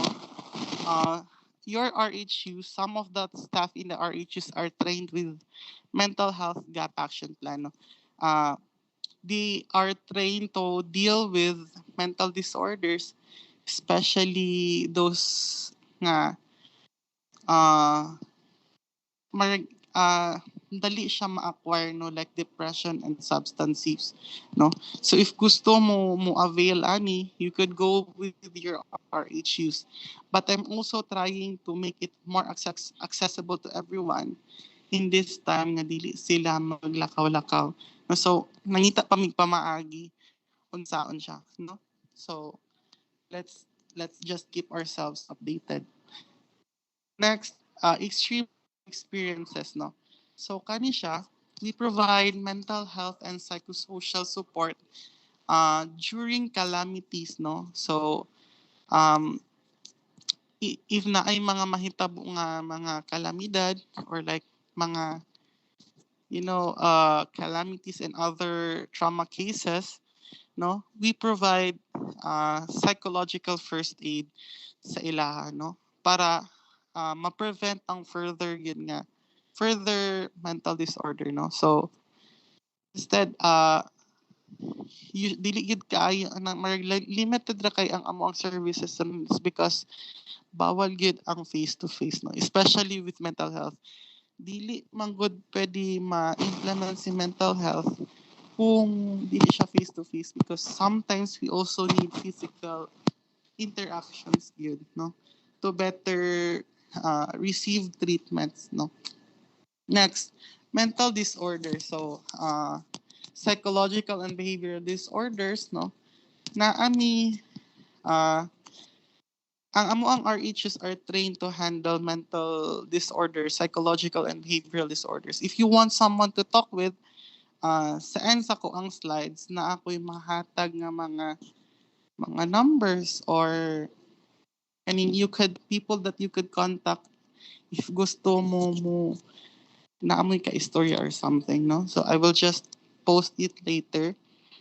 Dayon, it's good to note that help is always near, no. Help is needed. Help is here, no. Next would be neurological disorders, no. So we provide medications to people who have neurological disorders, no. I will nakoy slides after ani, no, to better understand this yun. Naman mi registry of patients in Lano del Norte, which ginahatagan na mo sila og medications. Usually ingon ana pa man amo ang pwede mahatag nga services towards mental health. No, kay lisod siya ipaagi through other means, kay population-wise, gamay ra gyud kaayo ang mental health practitioners here in the Philippines, no. Next, substance abuse and other forms of addiction, no. So in the mental health program, we have this MNS package, no. The mental health disorder, neurological disorder, and the substance abuse disorder, no. This is the mental health package good, no. They are services nga pwede na mo mahatag in the grounds, no. So inana in the substance abuse and other forms of addiction, no, we try to assess, treat, and manage them, no. No, some people in the sa ubos yun, no, people do not, no, especially talking about drugs, dili siya sayon, no. It's because if mo accept daw sila sa facts nga na sila substance use, marag it's either mapriso, dili na din sila kapangayo og tabang, no. So that's why we've partnered with other government agencies like the PDEA and the DILG para sila ang mangita og mga PWODs, no, persons with substance use. So ito, persons with substance abuse pa to? substance use disorder, so kana siya, no? So sila ang mangita og keywords para sa amo, then kami na dayon ang mo-treat nila, no? So yun ana. Then so mao ni siya ang complete nga mental health program nga amo gina-cater nga disorders, no? So one would be depression. So we cater depression but not in a sense nga sa DOH manggod, usually when we talk about depression, ang amo ra gyud mahatag is ang initial nga care. So once or twice ra namo sila ma-care, then amo na dayon siyang i-refer to specialized if severe ang case, no? Kay we cannot handle if daghan gid kaayo siya because as I said before, dili kay ingon anak kadaghan ang mental health professionals. Dili kay ingon anak kadaghan ang mental health professionals, no? So kana siya. Then psychosis, no? So we treat psychosis with medication yun. This is based on the MH gap, no? So dili pa kayo na ko ma-explain ang other koan, but this is mao gyud ni sila ang makiter na mga disorders in the DOH yun nga sector, no? So this mao ni siya, if you can see this slide, so mao ni siya ang current nga registry for mental health. So makita ninyo there are only 13 ka municipalities ang present, no? So, this is because some of the other municipalities did not or dili pa makakonduct o mental health services because they are not trained, no? So kani pa lang sila ang mas open to mental health. Napoy uban nga municipalities manggod. I'm not saying kuan ha, but nay uban municipalities believe that mental health is a certain kind of taboo, or dili ko sure sa correct definition, no? Pero taboo daw para sa ilaha ang muangkon nga na ay mental disorder, no? So ingin ana. So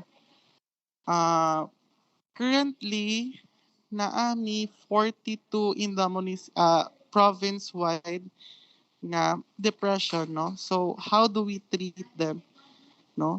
Sometimes we give counseling, but usually ginahatagan namo sila antidepressives on the basis of physician nga naghatag or nagreseta sa ilaha, no? Then psychosis, epilepsy, developmental disorder, behavioral disorder, dementia, alcohol use, drug use disorder, self-harm and suicide, no? So ay gihapon ni kaning self-harm or suicide, dili ni it does not mean nga nag-suicide ni sila. Naalang ni sila ideation siguro or tendency nga mag-suicide, no? So kani silang duha, but naapoy uban nga nag-reflect sa amo ang mortality and morbidity report, but dili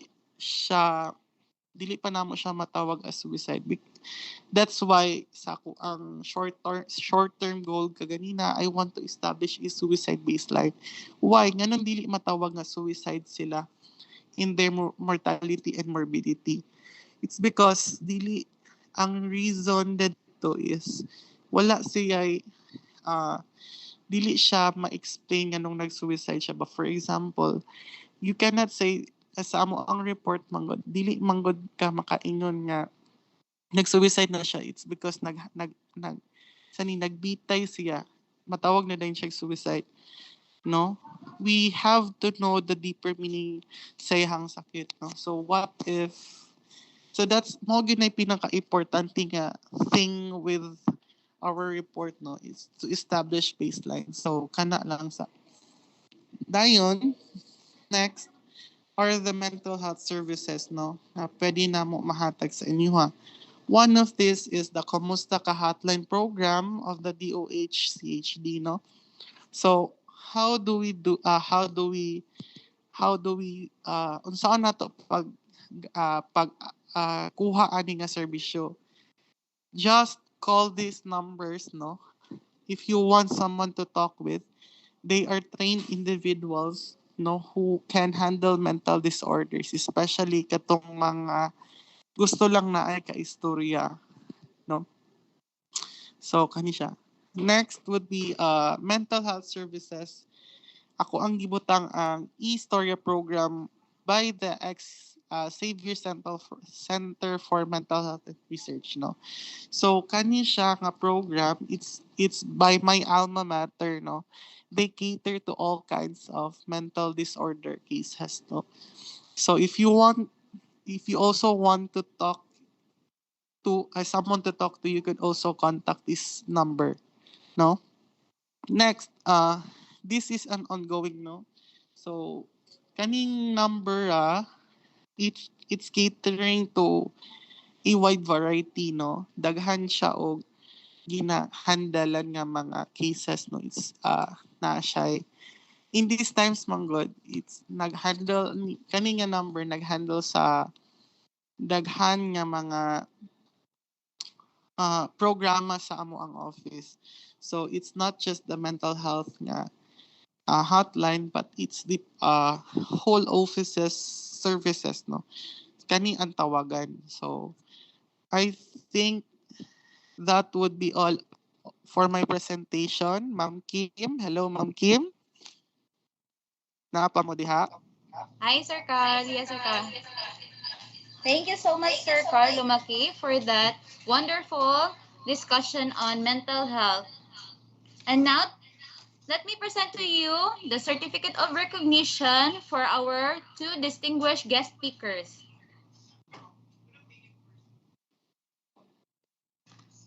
Republic of the Philippines, Department of Education, Region 10, Schools Division of Lano del Norte, Certificate of Recognition is hereby awarded to Ernest Francis G. Nora, medical doctor, for his invaluable and exemplary service rendered as resource speaker during the Depression and Stress Management, a mental health webinar on October 22, 2021, given this 22nd day of October 2021. Signed by Edilberto L. Oplenaria, Seso 5, Schools Division Superintendent. Thank you so much, Doc Francis. Maraming salamat din po sa pag-uusap sa akin. Sa susunod na po na webinar. Thank you po.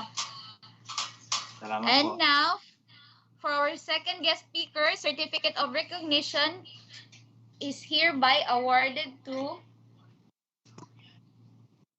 Carl Albert S. Lumaki for his invaluable and exemplary service rendered as resource speaker during the Depression and Stress Management, a mental health webinar on October 22, 2021. Given this 22nd day of October 2021 at the Schools Division of Lanao del Norte, Picarangan, Tubud, Lanao del Norte. Signed by Edilberto L. Oplenaria, Seso 5, Schools Division Superintendent. Thank you, Sir Carl. Thank you, ma'am. Thank you so much. And now for our next part of our program is the question and answer to be facilitated by our very dear nurse too of Division of Lanao del Norte, Nurse Patri Raifa A. Dumato. Hi, Ma'am Nurse. Thank you, Kim.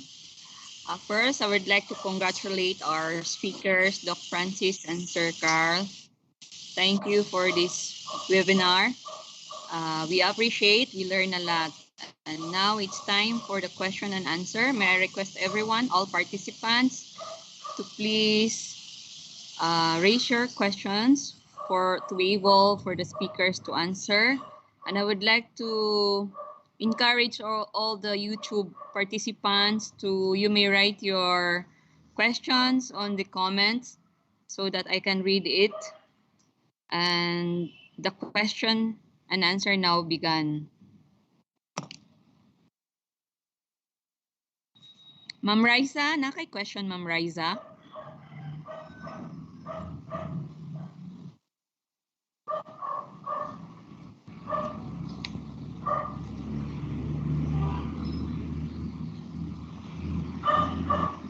Sir Jasper.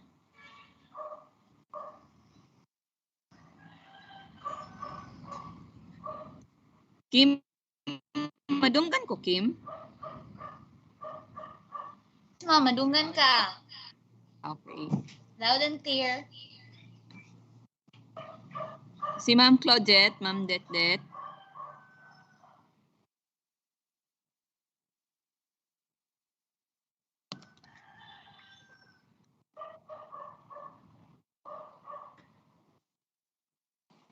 Wala na ko'y question, ma'am. Yes, ma'am. Go on, ma'am. Ay, wala ko'y question, ma'am. Okay ra ko. Nakasabot na Okay. ako. Si Doc Melvin.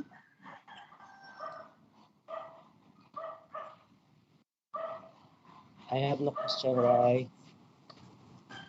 Sir Kle.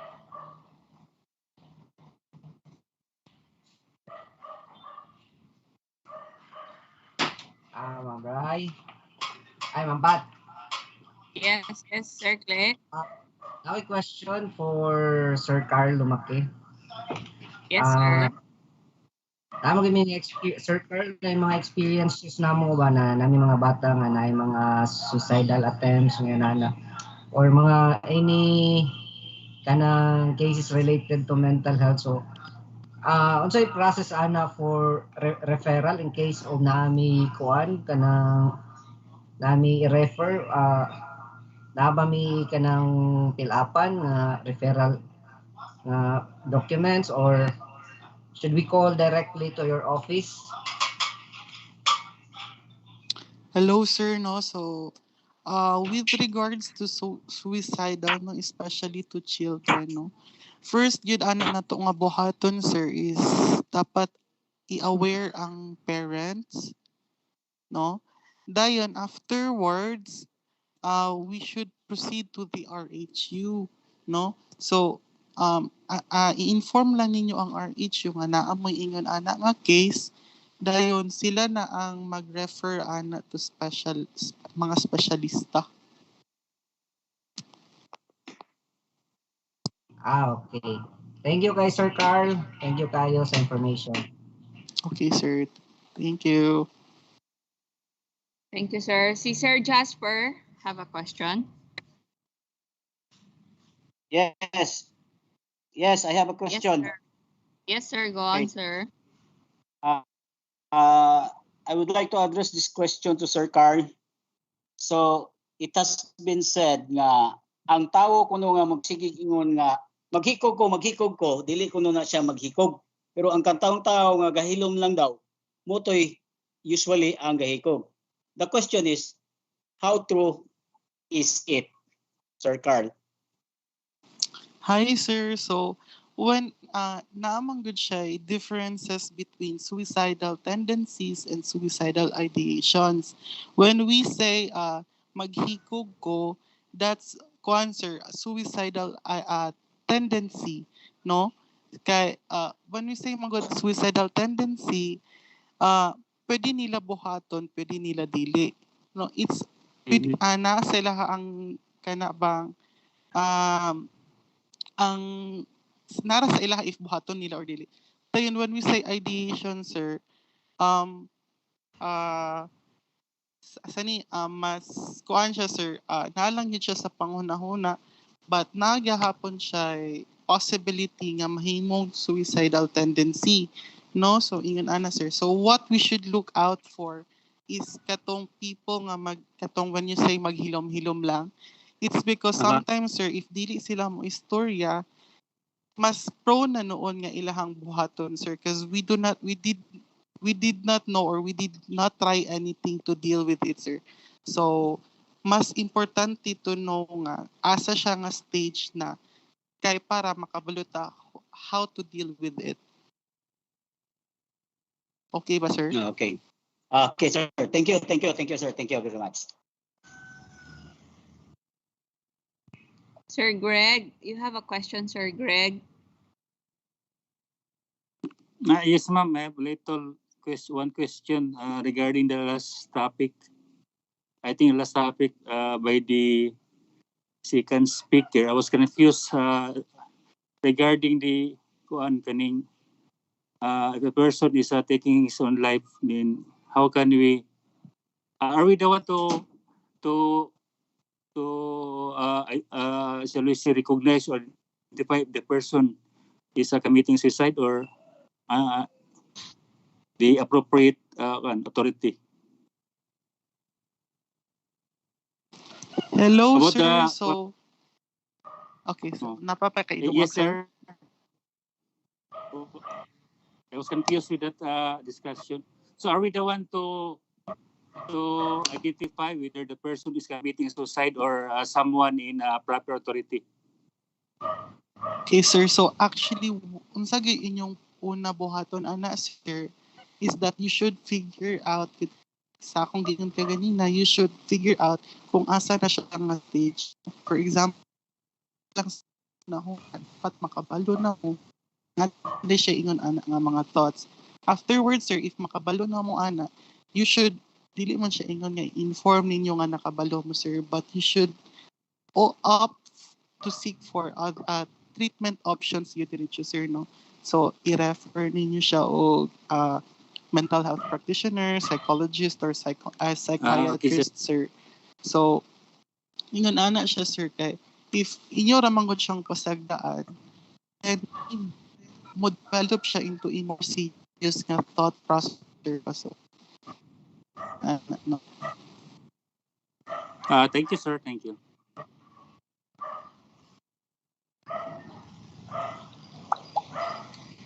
Thank you, Sir Greg. Any other question from Sir Earl? Sir Hope, Earl? Yes, Doc. Go on, Doc. With regards to suicide po, and with respect to the other speaker po, no, yung tama po yung sinabi niya, iba po yung education dun sa tendencies. Ang mahirap po sa sitwasyon ngayon, it's really on the rise. I see a lot of this, and I see a lot of this on students. You know, I have med students, college students, but as young as high school students now, I do get a lot of depression and suicidal thoughts. But yun nga po, you have to assess yourself. Tama po yung sinasabi ni Sir Carl. You have to assess. Kasi 2,000 pa lang po ang psychiatrist sa Pilipinas. Sinasabi po ngayon nasa 40,000 na may depression. So how can this 2,000 address this? So we need auxiliary force. At sa Mental Health Act po, kailangan po din, yun nga, we just have to open our eyes. Para po sa mga teachers, sa mga school personnel, at sa mga nurses, we really have to look at our students, listen to our students, and wag yung, kasi doon po sa Mental Health Act, basta po nag-verbalize o nagsabi na parang gusto ko magpakamatay, and you did not act on it, you could be held liable for that. So sabi po ni Sir Carl, i-refer po kagad. Take note of that.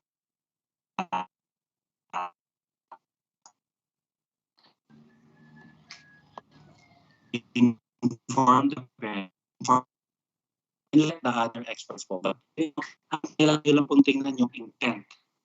Kasi marami po kayo gusto magpakamatay. Then you can just ask, paano gagawin, saan mo gagawin. Kasi may mga verbal or may mga warning cues po. So, ang warning cues po yung inayos lahat ng gamit, nagbili na, yung paborito kong cellphone, sa'yo na lang. Pagka may mga iiwan ko sa yung cellphone ko kung may mangyari. So, may mga warning signs po yan. So, you just have to be more aware. And really, sabi ko nga po, look at our students, listen to our students, feel how they are feeling. Diba? Huwag po natin gawin parang routine lang na ano. At sinabing, parang gusto mong bata. Wala yan, huwag mong pansinin yan. Maarte lang yung batang yan. No. Take note of this and inform others. That's how you protect yourself po.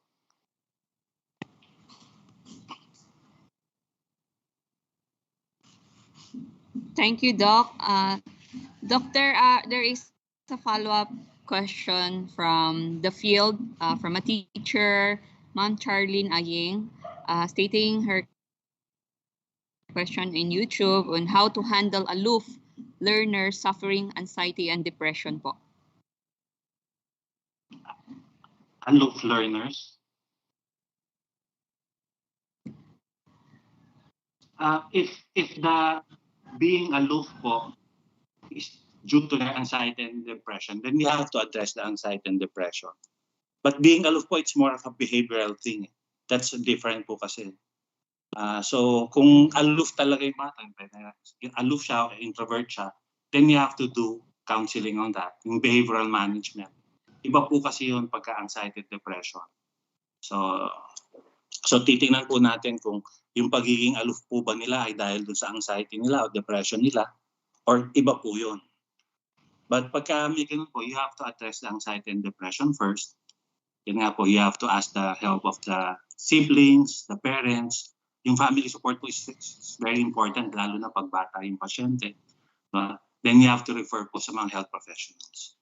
At natutuwa po ako dun sa pinakita ni Sir Carl na mayroong program ang Lano. Napakaganda po ng programang yun. You just have to take note of that. As teachers, take note of that. Diba? Tapos, put it in your notes, i-refer nyo dito. Mami, sa tingin ko parang nalulungkot lang. You know, you just have to be open. Kasi marami po ngayon eh. We just have to really look at our friends, look at our ano. Kasi marami pong ganyan.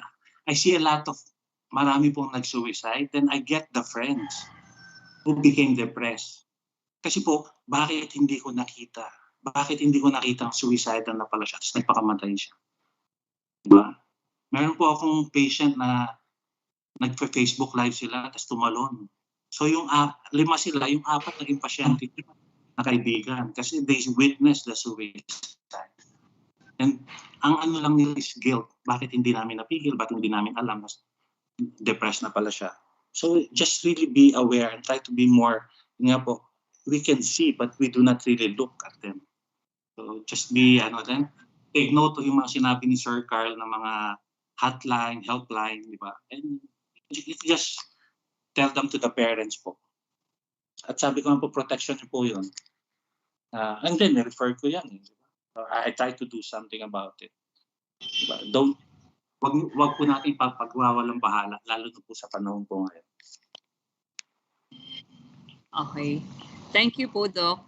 Another question pa po, Doc, from the teachers in the field who are in YouTube.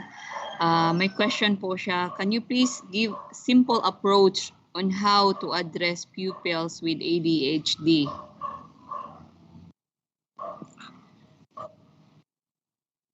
ADHD, mahirap po. Pagka ADHD po, yung attention, yung focus, wala. They're very impulsive. So, simple approach, you have to be more patient. Yun lang po. You have to be more patient, more loving for the students. Because that's really what they need. Kasi mas mahirap po silang kumintindi. Mas impulsive po ito. Hindi susunod yan. Gagawin lang yung gusto nila. So, the best approach is you have to be firm. You have to be firm on your rules. Pag sinabi mo bawal lumabas, kailangan huwag mo silang palabasin. So, be firm and be more patient. So, thank you so much, Doc. So, I guess there's no more questions. Thank you very much, Sir Carl and Doc Ernest Francis. Hope in the future you will be one of another speaker for a webinar. Thank you, Kim.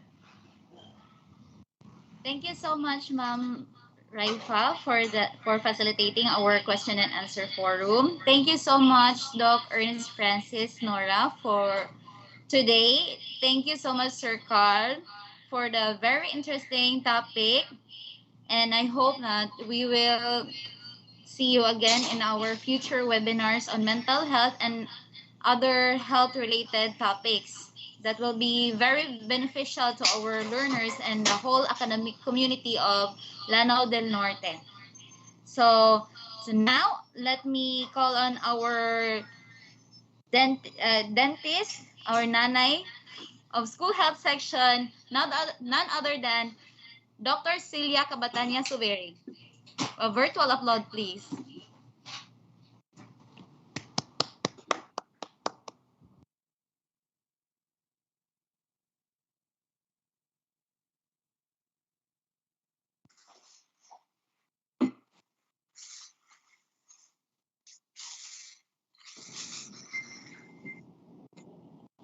Okay, hello. Good morning to each and everyone. To our SDS Edelberto Oplinaria, ASDS Rosemary T. Masisar, to SGOD Chief Maria Carmela T. Ablin, and CID Chief Iba Idon, once again, good morning. On behalf of DepEd Lanao del Norte, we would like to express our sincerest gratitude to all of you who spare their time on mental health webinar, especially to our speakers. Thank you so much to all of you, and we hope that this webinar we learn more that can help to ourselves and to our school learners to cope up the stress, the anxiety, or etc. But before we close this webinar, let me read to you a homily from Father Orbus. It says, hold on to what is really important in your life. Let not material things or attachment to material things make us lose honesty, humility, hard work, and holiness in our lives. And let us not lose our humor and joy through it all. There is a God.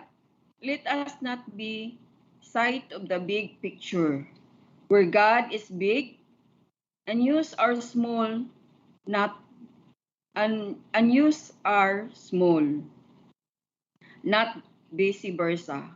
Hold on to God who sees everything and who knows everything. There is a God who is in charge. Thank you so much and have a nice day. Thank you so much, Doc. Well, ladies and gentlemen, that wraps our morning. On behalf of Schools Governance Operations Division, Schools Division of Lanao del Norte, headed by Maria Carmela Tumpong Ablin, thank you all for making time in your busy schedules to join us here this morning. It's been our pleasure to host this event, and I wish you all a pleasant day. Thank you.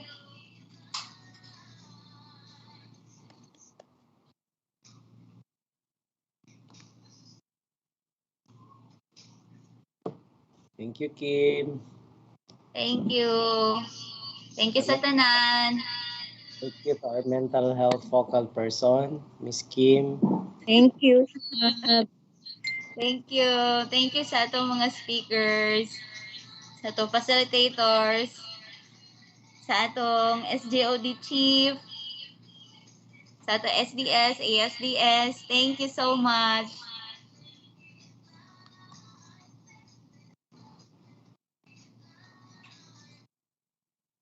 Chub Kim?